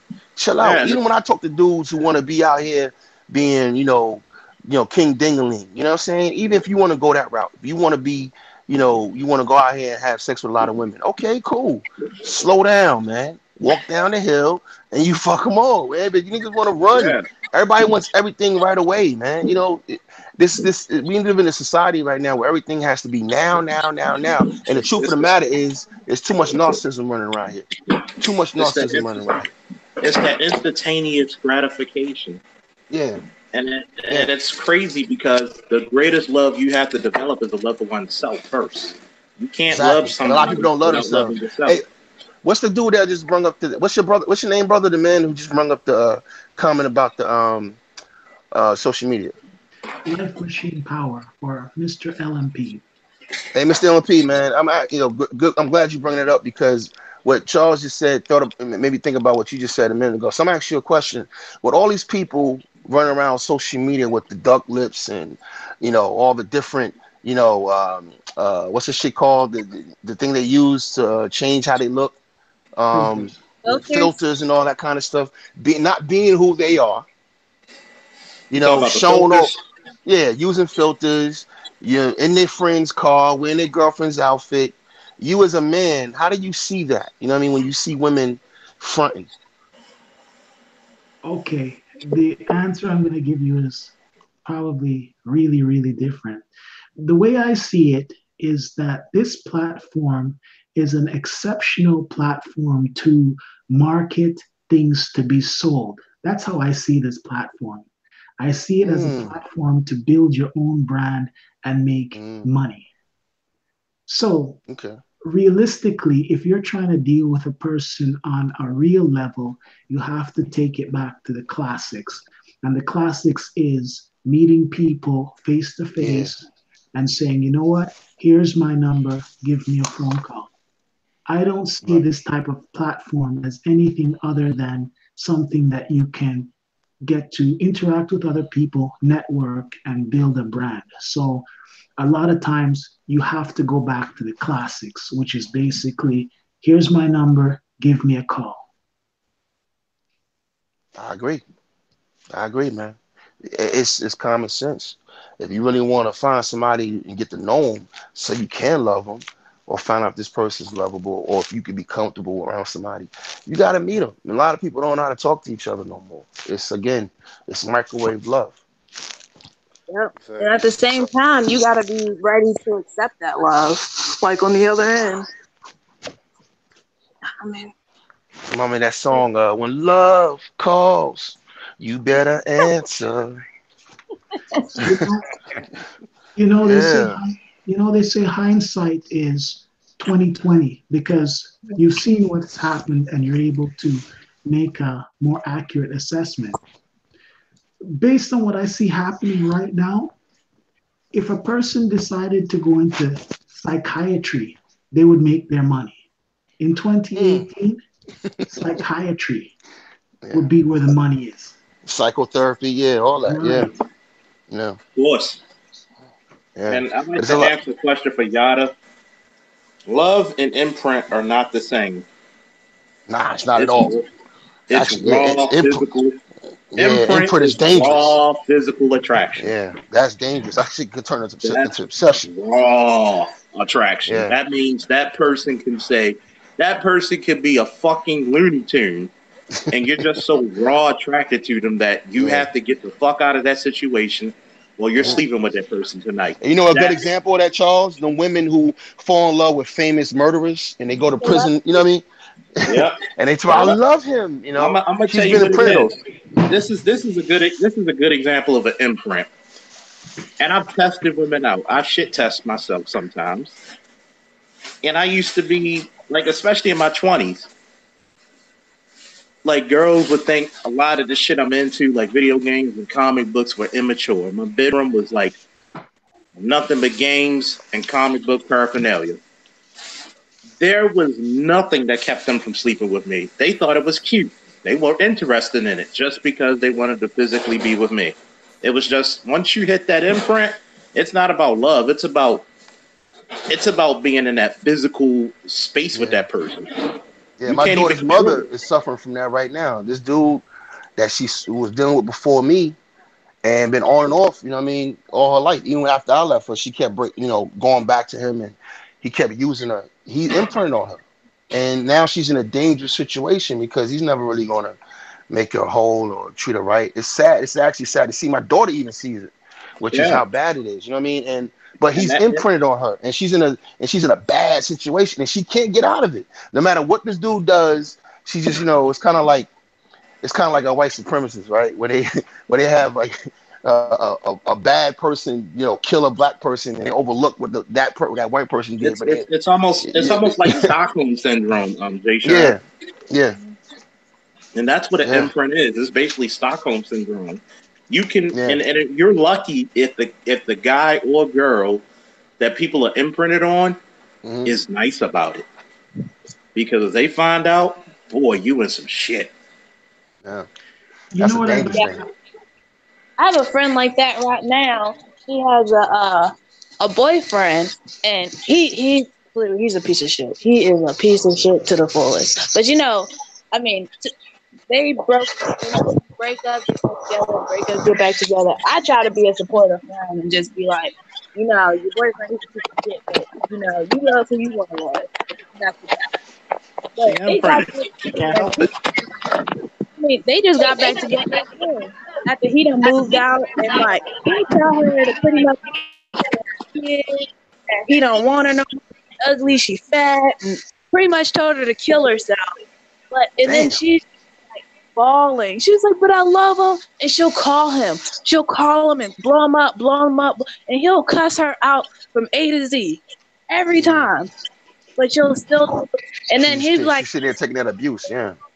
Mm-hmm. He's like, I got this other girl, I'm sleeping with her, and blah, blah, she's so much better than you. And then she's just like, she starts bawling. I'm like, girl, you don't need him. You do not need him. See, Chocolate, you got to understand this. It's the cat in the yarn scenario. Y'all laughing because you know where I'm going with this one. Yeah, I know you're going with it, yeah. Exactly. The cat in the yarn. When you give the string slightly out of reach for a cat, what will the cat do with that string, Chocolate? They're going to go for it. For how long? Not that. Just for a long time. I tested this out with my cat. But if you give the cat the ball, the entire ball of string, it'll play with it for 5 minutes and walk the fuck away. If he made himself available to her, she wouldn't want him. But because she's so imprinted, and this is the best that she feels as though she could get, she's gonna climb those. She's gonna forever chase the top of Everest. Yeah. Another thing. I think she's dealing with some insecurity issues too. Mm-hmm. And that's the worst kind of person to get imprinted on. You know what I mean? A person that's insecure. She ain't. We can't hear you, sister. Yeah, you kind of low. Hey, Chocolate, we can't hear you. I'm sorry, my TV just turned up. And like, I'm trying to figure out a way to help her. Like, you really can't, because if she's mixed, if she has a mix of imprint and insecurity where she doesn't feel good about herself. And she like my man was just saying, she might need to go talk to somebody. Somebody needs to really help her mentally. She's in a mental situation where she can't get herself out of it. You know what I mean? It's kind of like a person who's overweight and they know they're overweight and they keep going to eat ding dongs. Yeah, that's a mental issue. It's self-destructive. Yeah, she's addicted.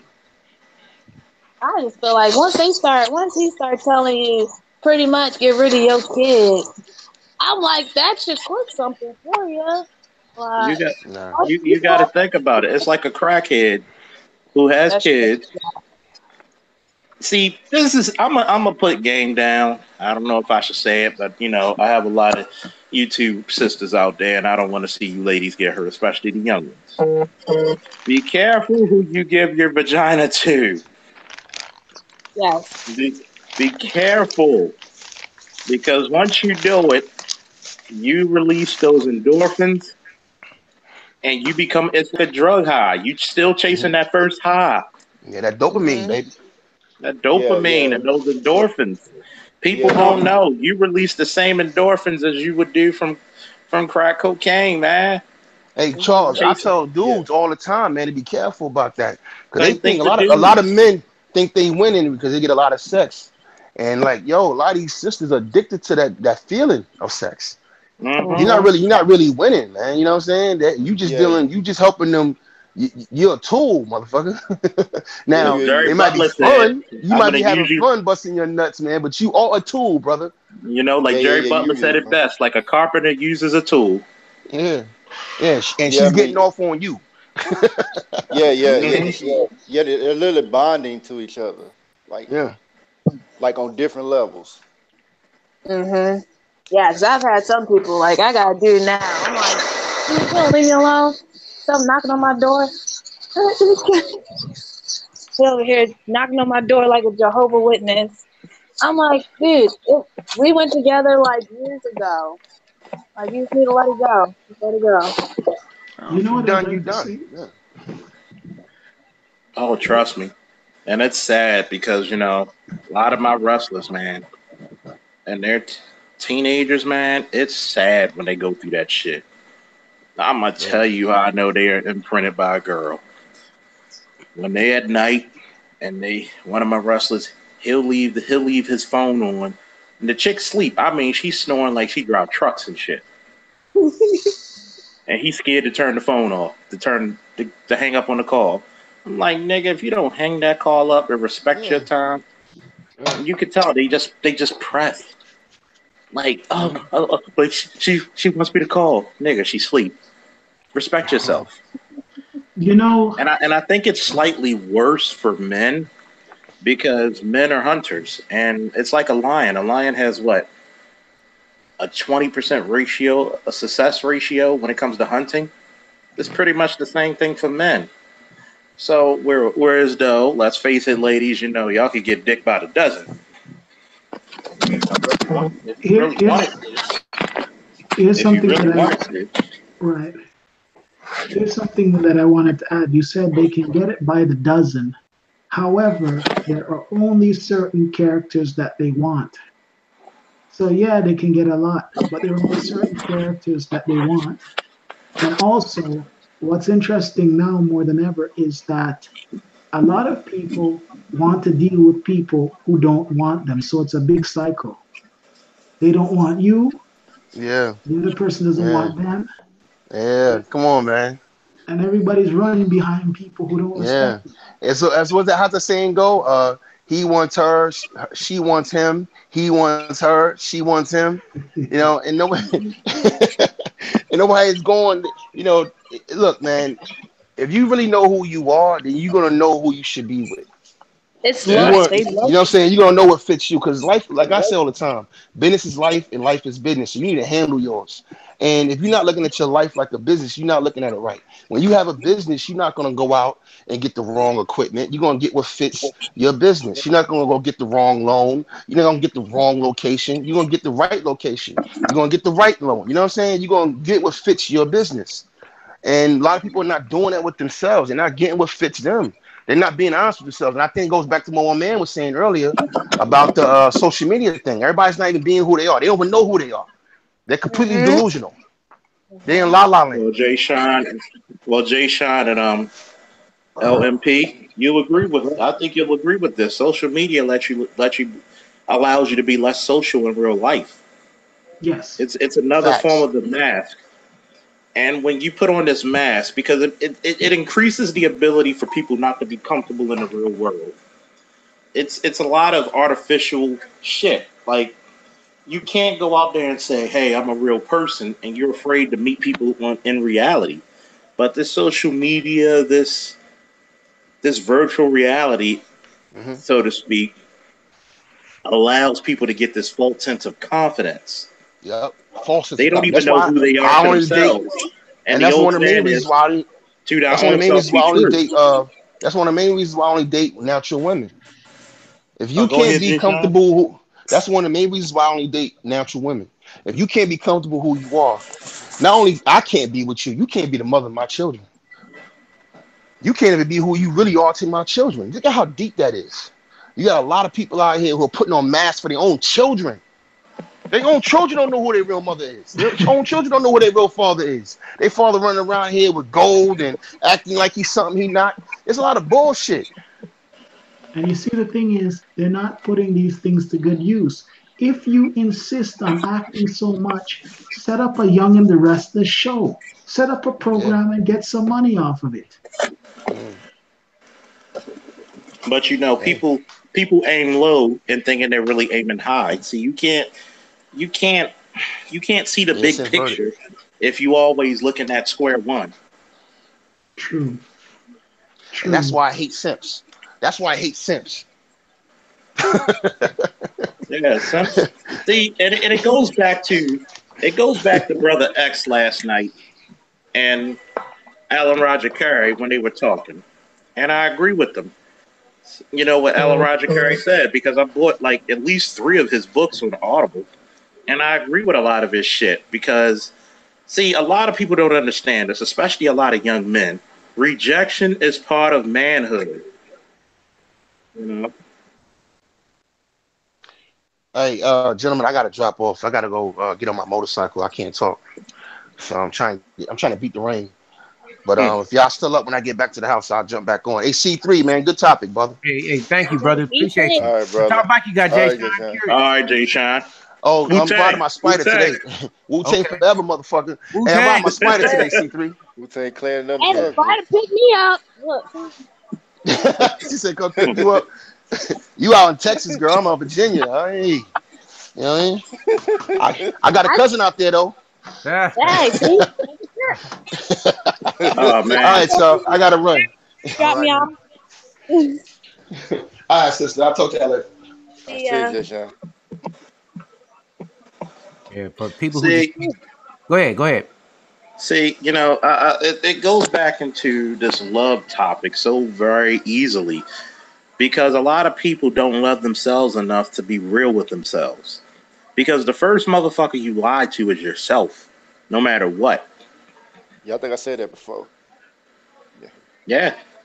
And Zero, you know it as a man. A lot of these guys out here lie to themselves. Yeah. They don't understand themselves first. You can't love anybody else. You can't look for anybody to give you love. You can't be honest with anybody either. Not truly, in a way. And what's sad is that that's why a lot of men out here, I can't really front the sisters, because a lot of sisters actually have this part of love down pack. A lot of men out here, because like Jay Sean said before he dipped off about why he doesn't like simps, because a lot of simps overcompensate instead of being sure about their skills. They become very, what I like to say, narcissistic or cocky, arrogant. You know, they don't. There's a difference between cocky, about being confident, and cocky. When you're confident, you have faith in set skills and abilities, time-tested abilities at that. You're not afraid to be rejected. You will dust yourself off and go again. But when you're cocky, you're just going off of delusions of grandeur.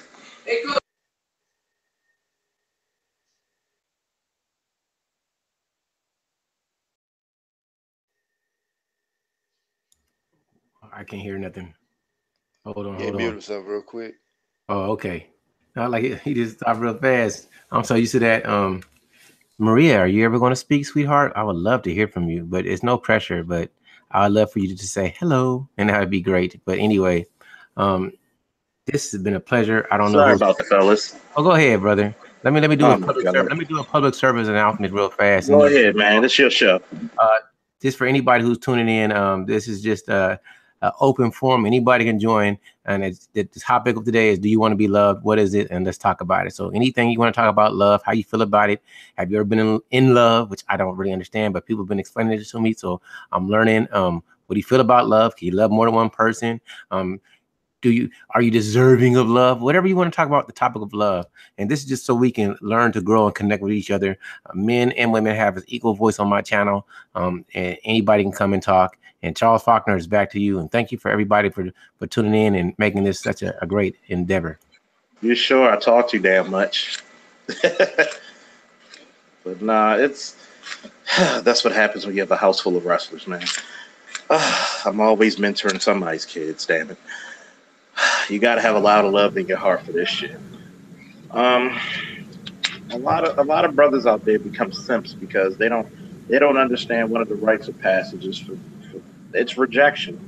You got to know how to dust yourself off and be comfortable with you in your own skin, no matter what. You got to find a woman that fits you. Stop trying to look for this Instagram model type chick. That's all she is about, is taking your damn money. I don't mean to cut you off, but what is a simp? It's an acronym for sucker idolizing mediocre pussy. In other words, somebody who's pandering for pussy points. Somebody who disrespect themselves in order to get a woman's affection, time, or vagina. Somebody who I'm pretty sure a lot of women will not respect. He would sell himself out in other men just to get that vagina, or the possibility of it, which is even sadder. A simp will go against his own beliefs to achieve the goal of getting with a woman. So I always see it as a subjective intent to manipulate pussy. So when I say that, he could say it's like some people will lie about what they believe. I'm not trying to diss anyone, but you have people who talk about marriage on YouTube, but have 2 or 3 baby mamas and ain't never been married, but they want women to follow them. That's simping. You get what I'm saying? So they're doing subjective intent to manipulate women to do what they need or get where they want to go. You know what I mean? Yeah. I'm not going to name names of people, but there's a certain somebody that panders to women. I know you're talking about. I ain't going to say it either. I'm not going to say it, but it's a certain somebody who throw black men or men, period, under the motherfucking bus, over the bus, and bring you back over by backing up. Just to get the pandering and money for women, to get this admiration for women.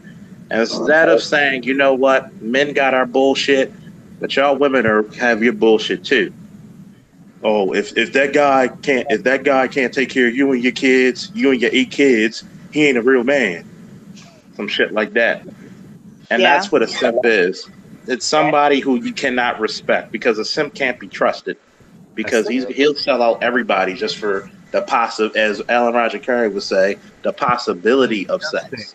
A simp will lie to you to get what he wants from you, and he's not going to help you. He's going to lie to you.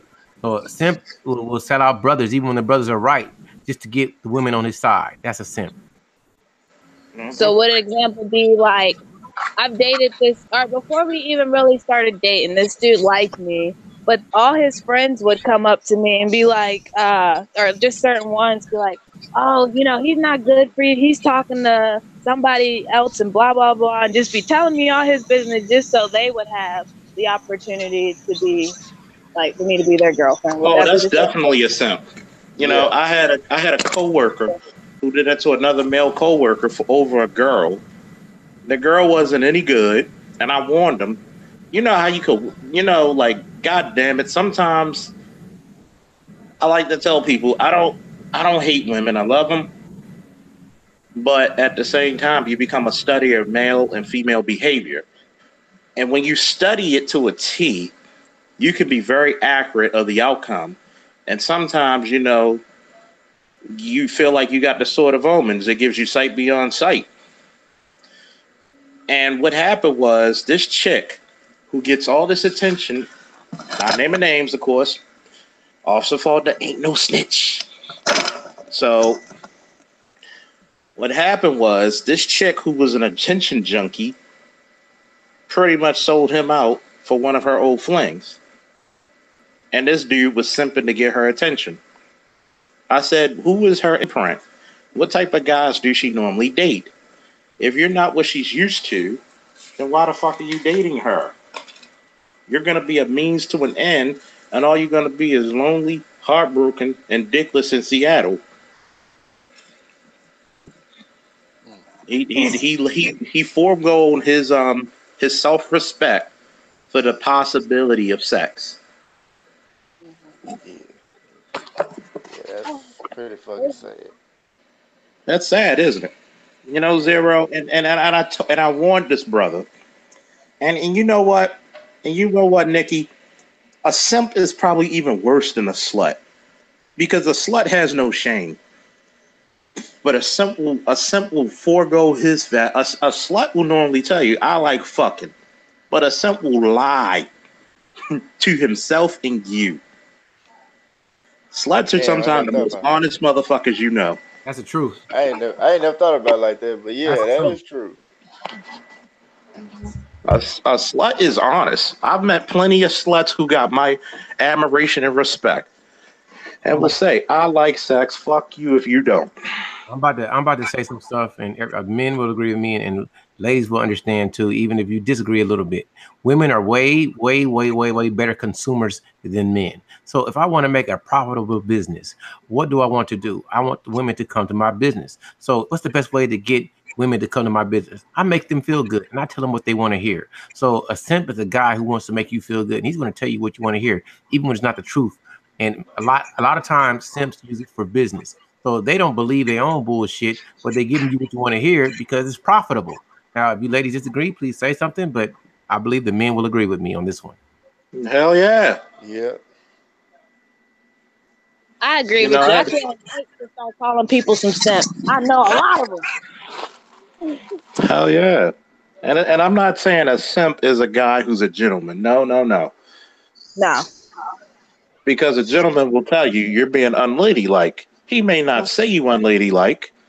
He may use other adjectives, but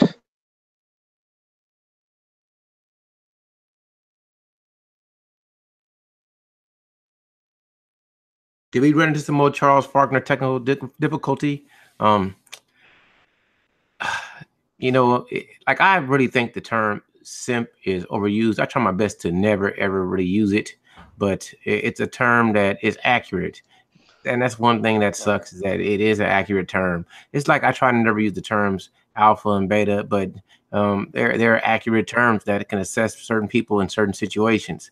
So I'm all for men being respectful, being nice, being quote unquote a gentleman towards a woman. But I'm totally opposed to I'm totally opposed to being disingenuous and a liar and a manipulator just to profit or to use women. That's or to destroy men. And a lot of men do that. There's people on different sides of the extreme. I'm always for people to be genuine and let the cards lie where they may. And even though I hate the term game, you have to learn to play in the system. And when it comes to men and women interactions, it's always one. I always say I love Alan Roger Curry's Mode 1, because be real and accept rejection, and don't lie to a woman about what you want. A simp is total antithesis to being Mode 1, and I'm always one I'd recommend. Just be upfront. Tell a woman what you want. Tell her if you don't want to be monogamous, say I want to be a player. I want to be polygamous, or I want to be a swinger, or whatever thing you want. And always be ready for the repercussions of it, and try to be as direct in your conversation so people don't ever misconstrue what you're saying. So you're back. You solved the technical difficulties, Charles? God damn it, pal. Yeah, I got kicked out too. Yeah, I'm sorry, but the reason why I don't like simps, like you said, Charles, and I couldn't put it any better. They're so fucking disingenuous and dishonest. They'll lie to the fucking selves. And the one thing I always tell people is what you believe more important than what the reality set before you. These guys will lie and say shit and do shit just for the possibility of sex. And I can't respect a man who doesn't have a code.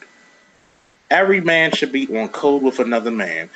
If Zero and I were trying to get the affections or the attentions of a young lady, it is against man code to try to throw him under the bus instead of like gaining this woman's admiration through my own merit. You feel me? I should not be like, yo, that nigga Zero, he ain't shit. He got about 5 kids, telling all his business. Guess what? Go for what you know. Because if I'm cool with you and the lady feeling you more, I'm going to back off. There's so many more fish in the sea that, God damn it, Aquaman rules the 7 seas. And that's how a man should be when it comes to women. They outnumber us. So you shouldn't throw another man under the bus.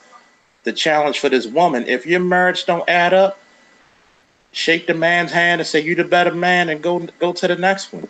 But because we live in a society that does not favor manhood and the rites of passage of manhood, you get a lot of these male bitches.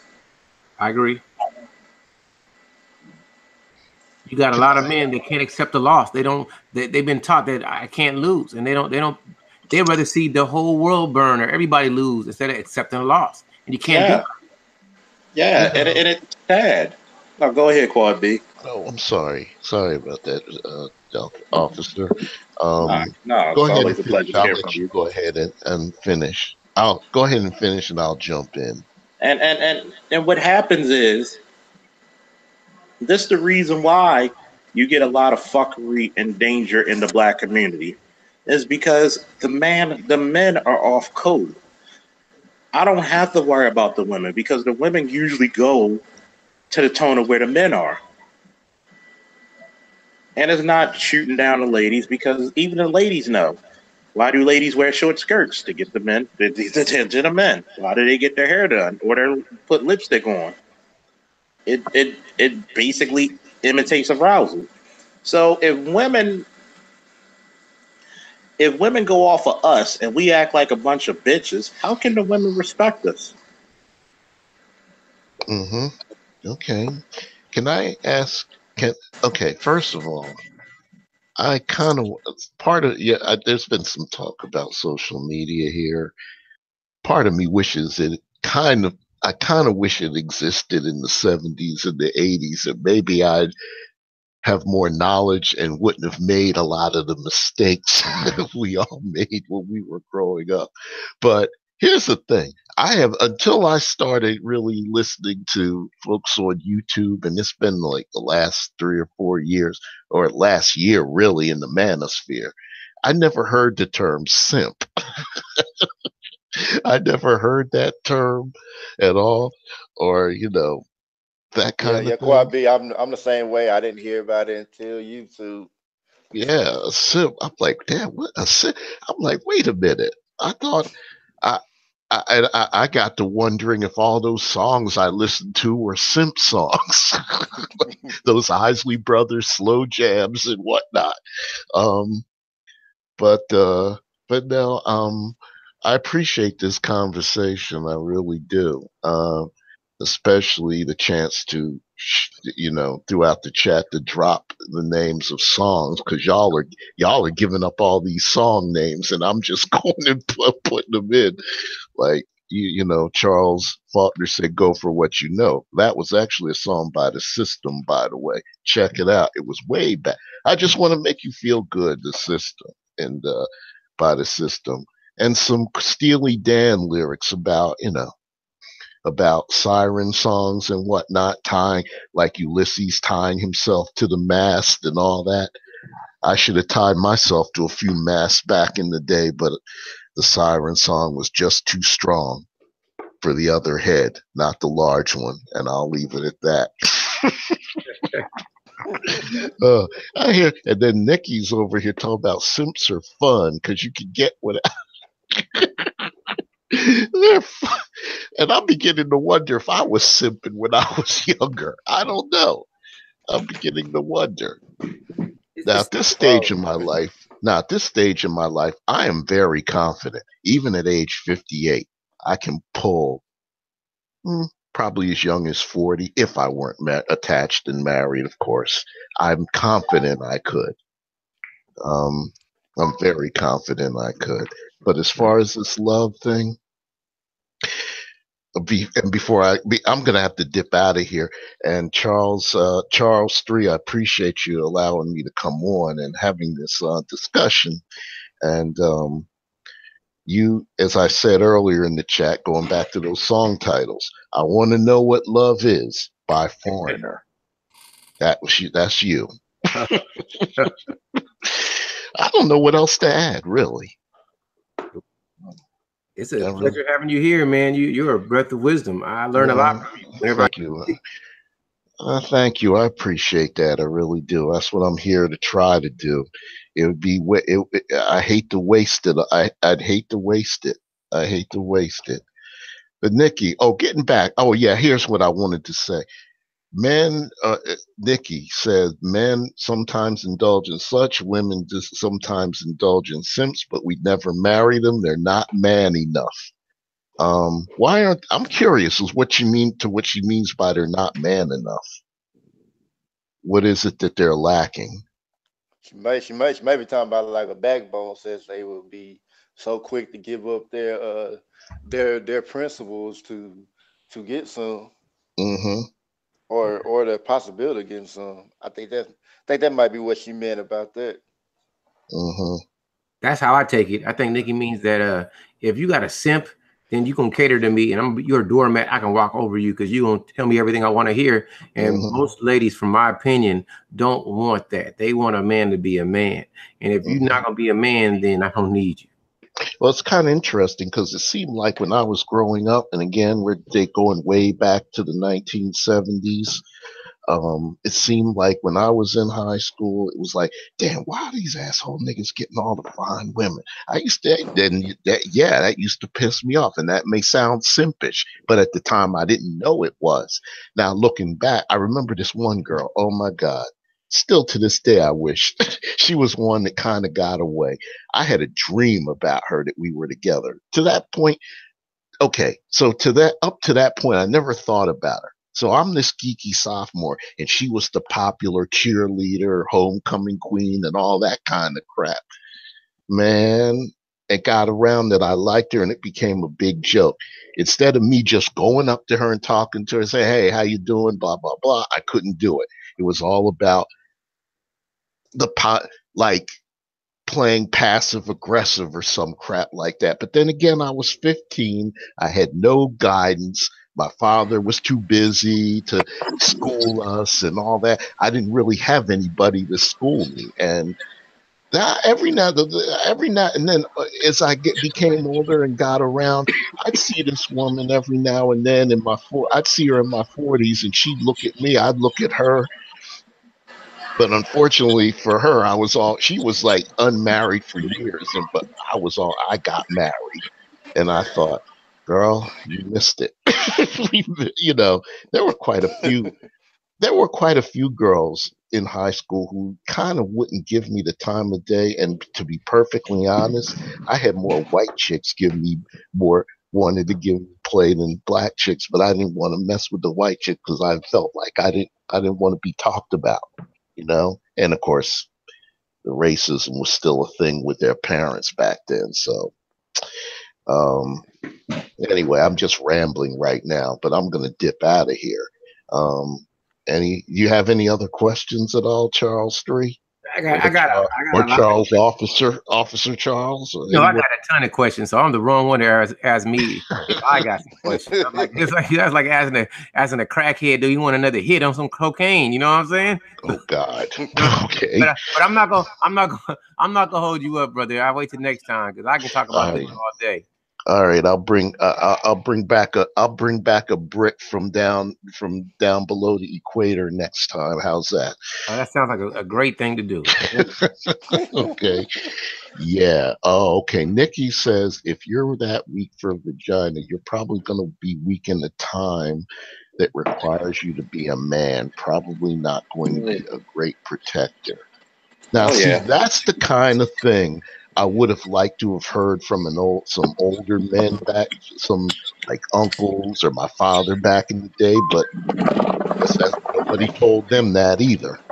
Yeah, and Claude B, you know, Yes, sir. it's funny that you said that because, you know, I'm such a proponent about a rite of passage for young black men. Mm-hmm. Because you said it best. Nobody tells you about this shit. I remember one of my favorite rants is by BGS, the Boyce Watkins rant, when he says nobody teaches you a goddamn thing. And it's so fucking true. See, a lot of ladies don't understand that the journey of a young black man is a very lonely one. And it's funny because I didn't realize, why do all my wrestlers come to my house so damn much? Because they crave manhood. They want to learn, because a boy respects two things.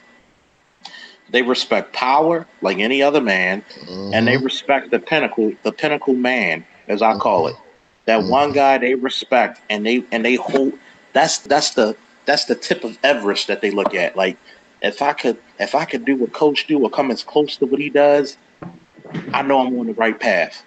The same thing what my son does with me. Like, if I could do 20 push-ups with daddy, I'm on that path. And because we grew up in such a, bastardized masculinity, I'm gonna have to trademark that shit. You develop this simp characteristics. Instead of saying, you know what? A piece of mind is better than a piece of ass any day of the week. But here's the thing, Officer Charles, it was a problem with everybody back where, at least in my cohort, it was all about getting your ass. It wasn't about, making money. It wasn't about building businesses. It wasn't about building a community. It was always about getting ass. Yeah. And it still affects a lot of us today. I'm only 36, Bob B. And it's funny because I feel so old saying back in my 20s. I'm not as old as some of you other fellas. I won't say old, but as distinguished. I'm so jealous of Charles Gilmore's Frankie Beverly beard. Little salt and pepper. That motherfucker looks so distinguished with that shit. I don't know why he doesn't make it on his new profile picture. I'm so jealous of it, by the way. It's the fact of the matter that my best friends and I, we've been friends for, what is this, 22 years. We said if we would have focused, nothing wrong with young men focus on getting women, but if we would have took 25% of that focus into business and making money, we would be set right now. That's so true. That's a good point. And the whole thing about is the running up and down behind people is that there's nothing to gain from it. One generation comes, another one goes, and they're doing the same trash. And, something that was very interesting that was mentioned is that a lot of the valuable information is not being passed on. So if a guy has the so-called simp tendencies and he doesn't know any better, it's just one of those things because he doesn't know any better. It was all about, I'll never forget one time. Okay, 3 summers. I worked for 3 consecutive summers at a summer camp for mentally handicapped children and adults in the Poconos in Pennsylvania, northeastern Pennsylvania. And when my parents took me up to an orientation, right? And so we were driving, they drove me up, and then we were driving back to our home in southern Jersey. And my mother was trying delicately to say, well, I don't want you getting involved with any of these girls up here because they saw that most of them were Caucasian.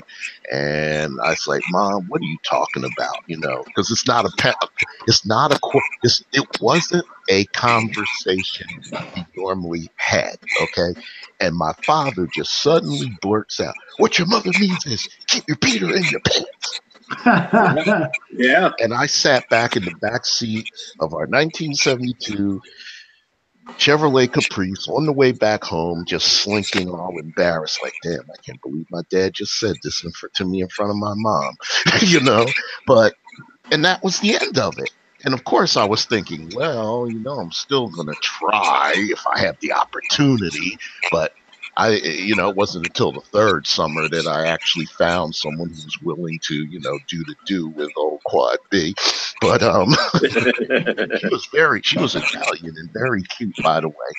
And I still think about her to this day. She was 21 and I was 18 at the time.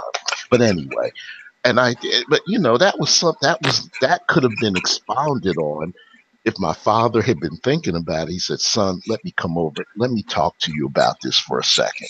But it never happened. And, you know, parents don't want to talk to their, you know, especially back then, parents don't talk to their kids about that stuff. No, here's the thing.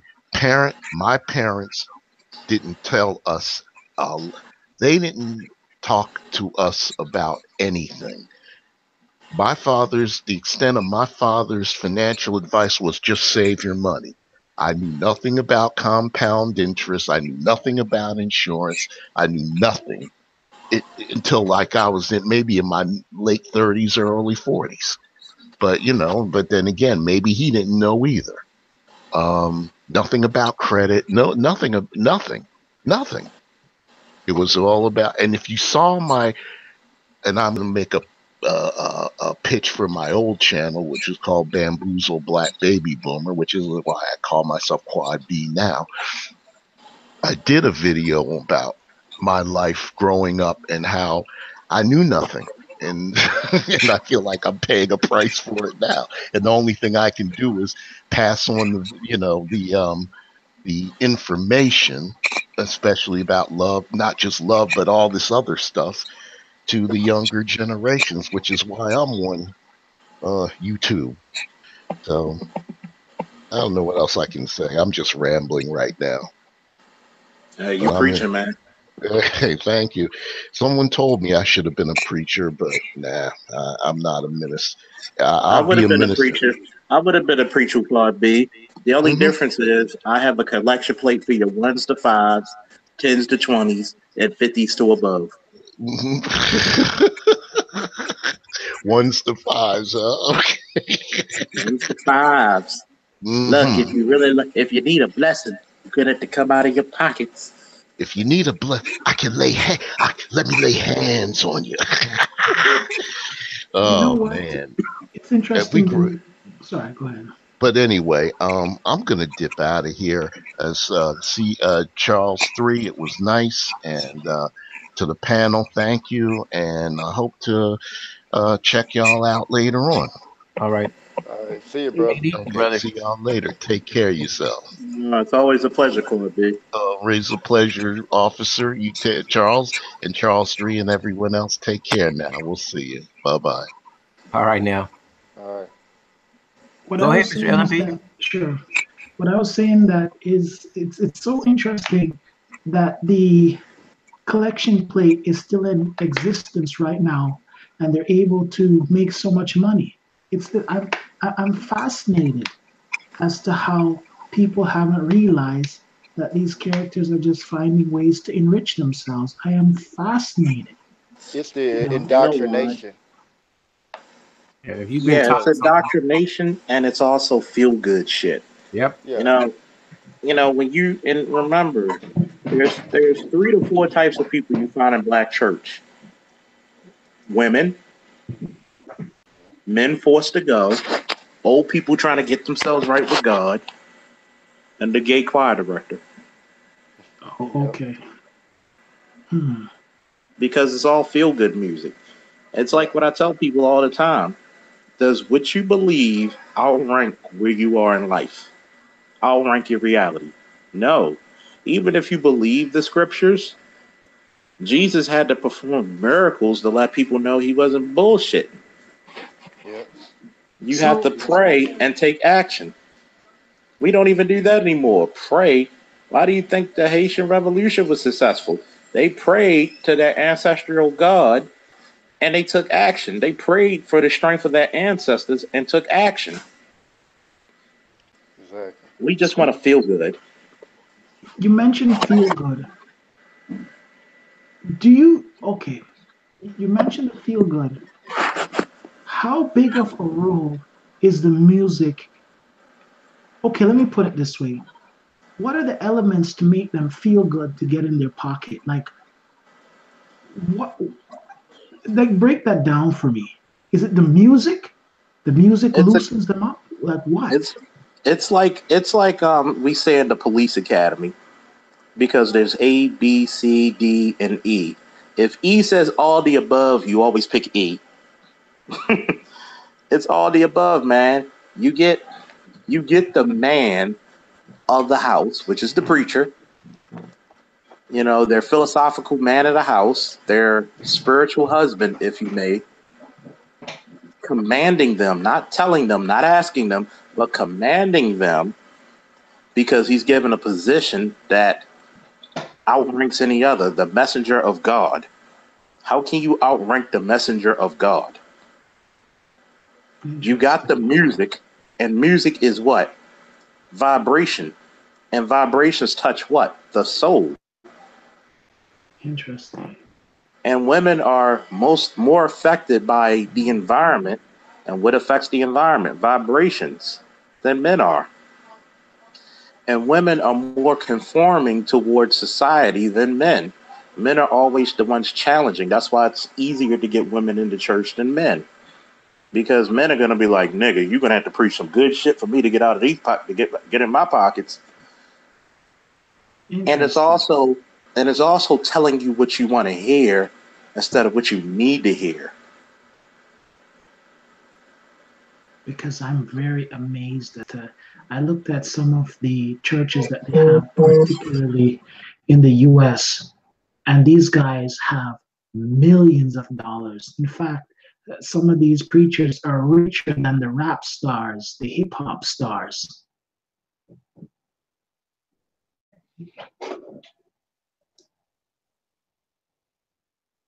Hello, is anybody home? Yeah, sorry about that. I got to go handle something. So, hey, y'all can keep it going. I'll be back in about 10 minutes, okay?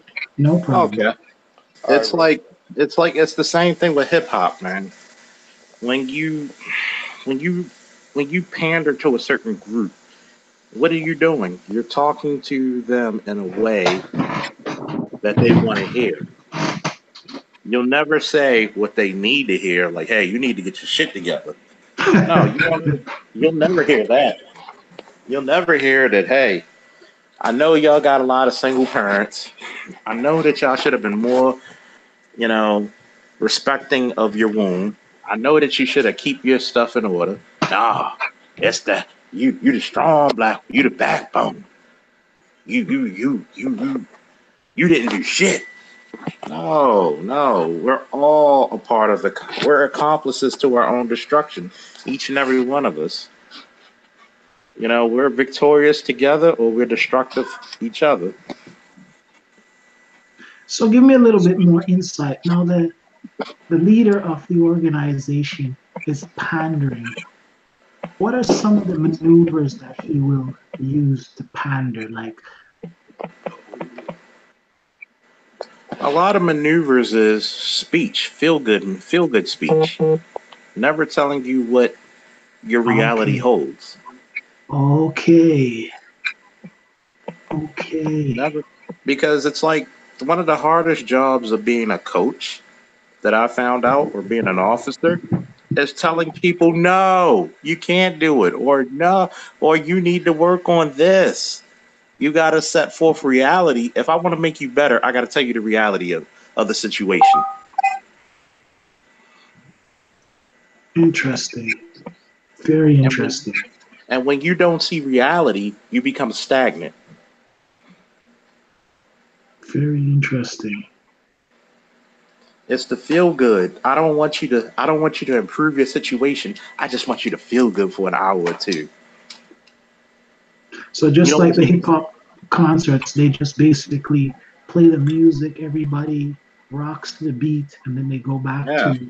And you know, as black people, you know, we're more subjective to music than any other race on the planet. I I mean, guess noticed what? that. I bet you everybody on this platform listening to us right now, if they were to say their ABCs, I bet you $1,000 right now they would sing it because that's how you were taught. And music teaches you. It hits that subconscious mind better than speaking it. It's vibration. Well said. Well said. Because they get the audience Sunday after Sunday after Sunday, or Saturday in some instances. Yeah. People don't know how powerful like vibrations and frequencies are. Like a lot of our music now, it's like not even in tune with like nature right now. It's like at A440, which is supposed to be at 432. So like we hear that music, it's like always fast paced. So it's like designed to keep us going at a fast pace instead of like being balanced. What I'm And like noticing about, go ahead. I was gonna mention like certain tones, like have people react certain ways. Like you'll see a church like when they want somebody to get people real riled up and excited. They'll start playing the fast music, get people going, and then they want to calm people down. They'll play a little slower. And sometimes like you can mix it up to keep people in that constant state of uh hypnosis, so to say. Keep them in that state, like where they, hey, Charming. you got them.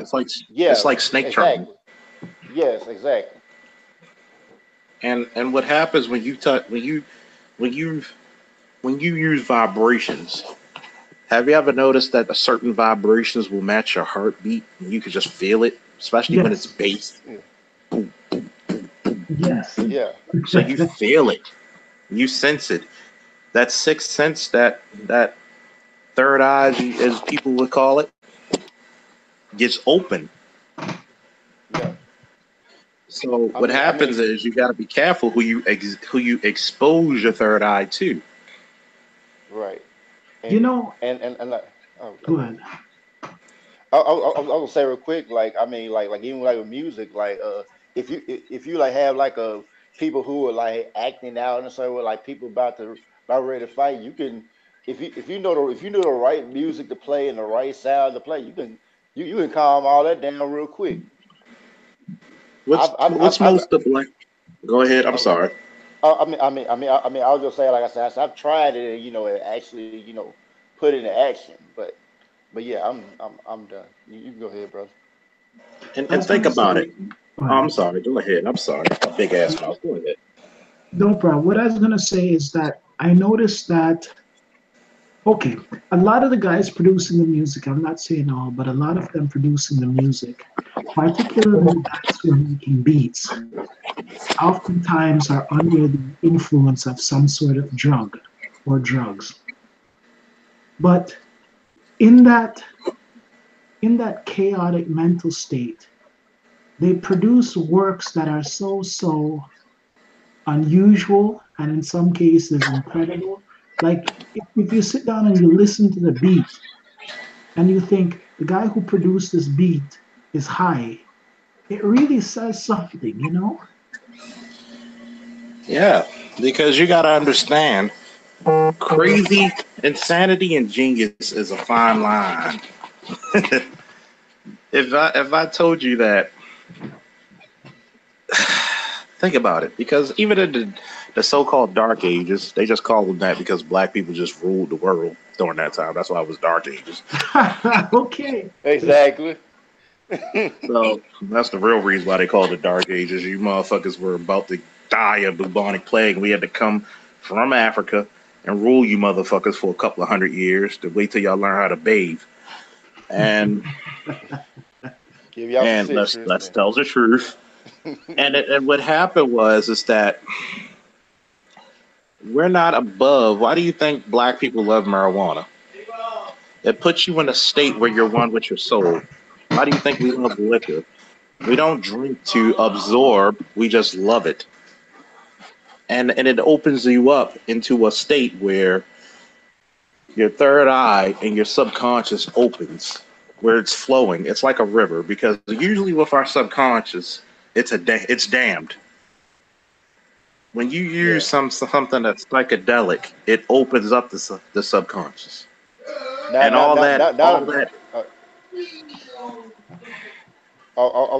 would say not only that, but you actually start to see the world as it actually is too. That's all. Yeah, because when I see these things and the work that they do, it's as though you couldn't get that type of work from a person in their rational mind. Like if you look at a lot of the imagery and things, you say, hold on a second. This has to be coming from somebody who's under the influence of something. But to be under the influence of a drug sometimes means you're under the influence of a spirit. I understand.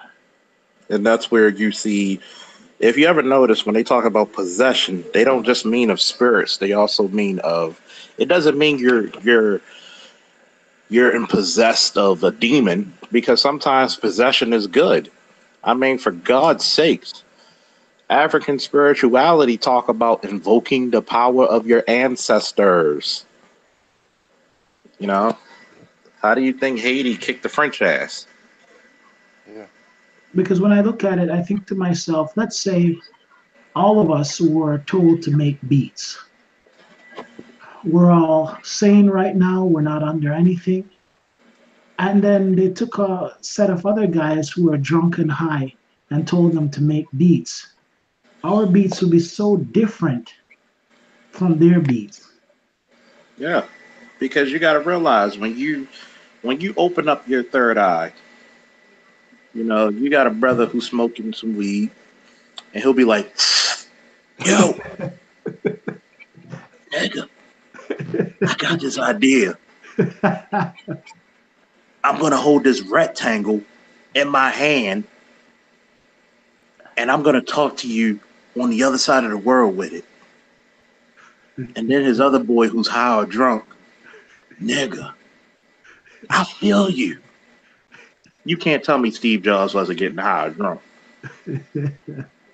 And like another thing, like people don't like probably don't fully understand is like intuition is like, that's like the highest form of knowledge. Like that's like when knowledge just comes to you, and you might not fully grasp it logically yet, but in time it'll all make sense. Yeah, it's like one time I did a paper in college about African spirituality and how a lot of the cartoons in the 80s spoke about it. You know, the one thing about a secret is I'm going to make it so sensational that I'm going to tell you the secret, but because I put it in a certain media, you won't believe it. Yes. Exactly. Yes. 2 of the shows I spoke about, you'll laugh, but if I tell you, it'll make sense. One was He-Man, the other was Thundercats. What was He-Man's moniker on the show? By the power of Grayskull, I am He-Man. I have what? Oh, gee. I have the power. Right. Oh, yeah. It's been a while. Here's what people don't know, because I actually bought that big-ass, thick-ass book called The Bible of He-Man and She-Ra.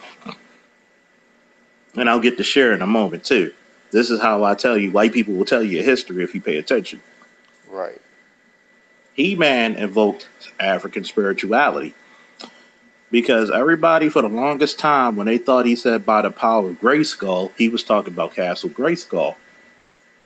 He-Man was actually talking about his ancestor, King Grayskull. He was invoking the power of his ancestor. Wow. See how that shit is? They tell you your history. He invoked the power of his ancestor from 1,000 years ago.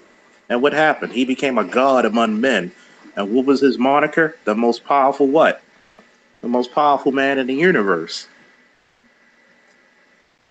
But it's interesting how the information is out there, but if you don't have the background, it's very, very difficult for you to make sense of the information. And also, it's hard to ask questions about things you aren't even suspicious about. So I understand what you're saying, and it's very valid. But you need that.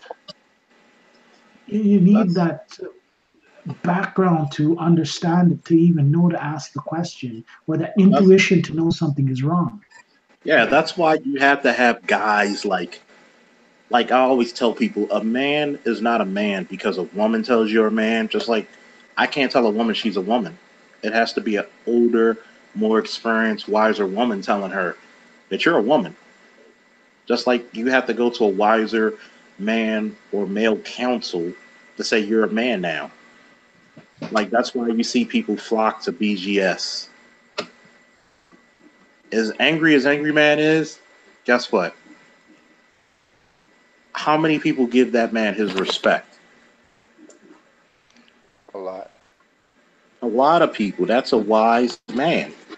He's literally in the same, he's only like 2 years younger than my father. And I get the same information from my father. And he opens your eyes. He doesn't tell you what to think. He just tells you, think. It's like when I tell you the Thundercat shit. When he puts the sword up to his, the sword of omens to give you sight beyond sight. Which means foresight, to see into the future. We gave up so much knowledge to pray to the gods of your I won't say your enemy, but your adversary. And as my father once told me, when you and your enemy pray to the same God, only one of your prayers get answered. Very, very interesting points.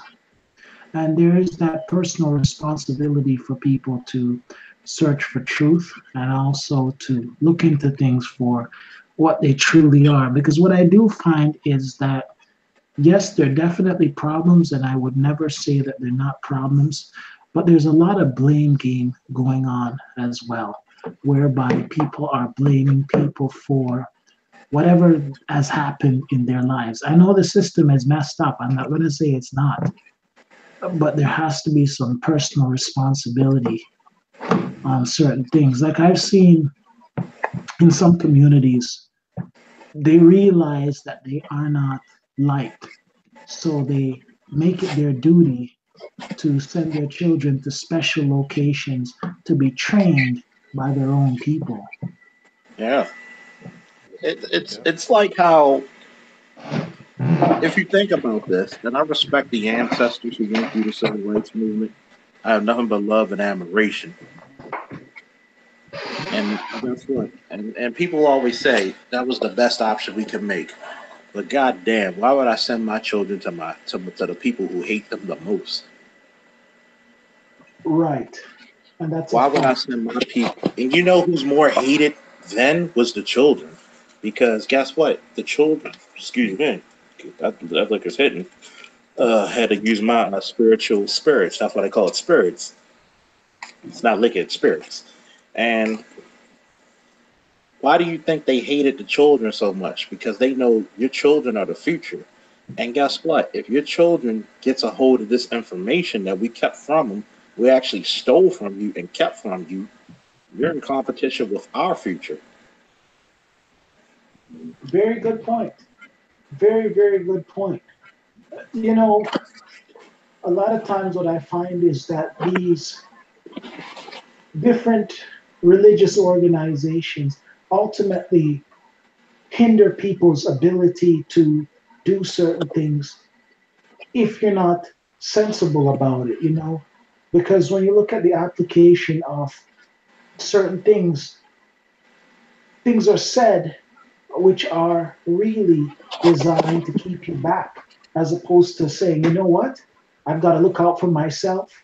I've got to put myself first. I've got to put my agenda first. It makes them very docile that they don't want conflict. You know, Yeah. do unto this as that to that. Come on. Yeah. Yeah, and we're gonna go full circle with the conversation.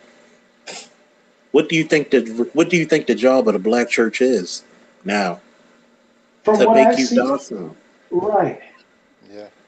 to weaken people and to essentially prevent them from reaching their full potential. Because my biggest concern is this: if you have an organization like that and you do not use it to help the people, all you are is a con artist. And if you want to be a con artist, there's so many businesses that you could go into to be a con artist. But don't take the resources from the people and then basically use it against them by doing nothing for them. Like, how could you be in charge of an organization like that, making millions of dollars, and people are in the organization and can't even buy food to eat? Come on.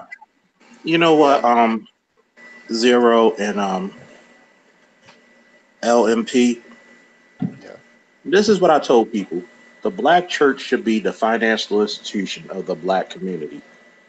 Yeah, it should. You should be able to get a business loan, a loan for college, and a housing loan through the black church. Totally agree. Because they get like what, 80 billion a year? Oh yes. Two things motherfuckers will spend, especially black women, since a lot of them are having the higher position jobs in corporate America. They will spend it on their beauty supplies, and they will spend it on their church. And what happened? Go ahead. I was going to say quickly, here's the thing. It doesn't matter how much, you see, they're trying to create this rift between men and women, and that women are making more than men and this and that. But when you look at it in the final analysis, it doesn't matter how much they make, if it's less or more, at the end of the day, all of them are broke. So it goes right back into the same pot. It goes back to why we're trying to impress other poor people. Right. And when people talk about, well, we got the more education, but you're still not making the money. I know a lot of brothers who are police officers like myself who make 6 figures comfortably. I said I could do 20 hours of overtime, which ain't really shit. I actually did the math. If I did at least 20 hours overtime or 18, you're making about 120, especially at my pay rate, 120, 130, easy, not even sweating. I know brothers who are electricians who are making more than sisters with master degrees. And we're not even in a competition with our women. It's the fact that, guess what? I've had women say, what do you bring to the table? I said, well, goddamn, I bring a whole fucking house. I bring bricks. I'm not worried about the table. I'm worried about the enclosure of what we can house this table in. Wow. That's why I always said the male and female relationship is symbiotic. Right, and they have to come to the realization that one goes nowhere without the other. It's like the car with no wheels. It's ineffective. And I'll take you a little deeper. Like it's like a joining the feminine principle of the universe. Like you can't have one without the other. Exactly. So when I hear them bragging about all that they've gotten, and I'm not trying to diminish people's accomplishments, male or female, but when people are bragging about all the things that they've gotten, but yet they've put themselves into a situation that nobody wants to deal with them, male and female, it cancels out everything. Okay, you've got all these things, but you are a person that nobody wants to deal with. Men have done that. Women have done that. Just by way of their thinking. And see, the problem is that Do you know what the strongest unit for a century was in America? The family unit. The family, not just the family, but the black family. You couldn't separate that black woman and black man for shit. That's the subject we're going to talk about tomorrow. I'm going to talk about marriage, Candy said of marriage and what it is. So that's going to be. And I'm not trying to, rain on tomorrow's parade, but you don't mind if I spread a little bit of things on it? Go for it. Since 1890 to 1980, roughly, anywhere from 83 to 90% of black people in our age group were married because it was a necessity to push the race forward. Now, I can't raise these kids by myself. When you convince people that they're strong, independent women, or they don't need a woman, or that, you can make a bunch of babies and not be responsible, as men and women, you started the destruction of a race. Right. We grew up as black people because we still kept some of our African mindset. And if you ever look at African history, there was hardly ever a ruler who had a statue without his queen. And what did that queen always do? The king sat on the right, the queen sat on the left. And what did that queen, damn near 90% of those damn statues do? Her right hand was always on his back to mean, I got your back. I'm your support, no matter what.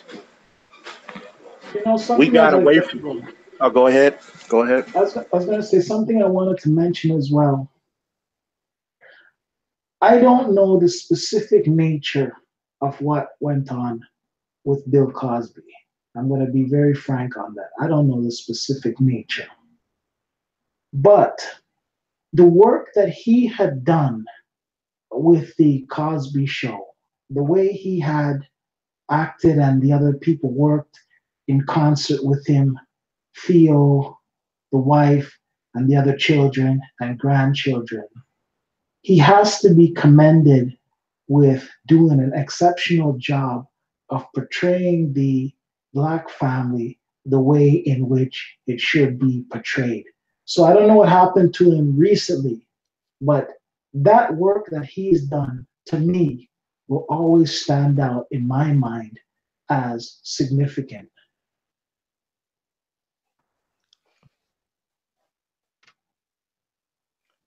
Yeah, he did a lot of good work. See, this is the problem I have with Bill Cosby.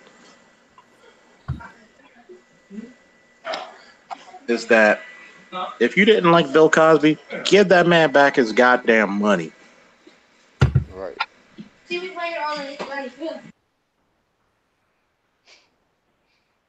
the man back his money.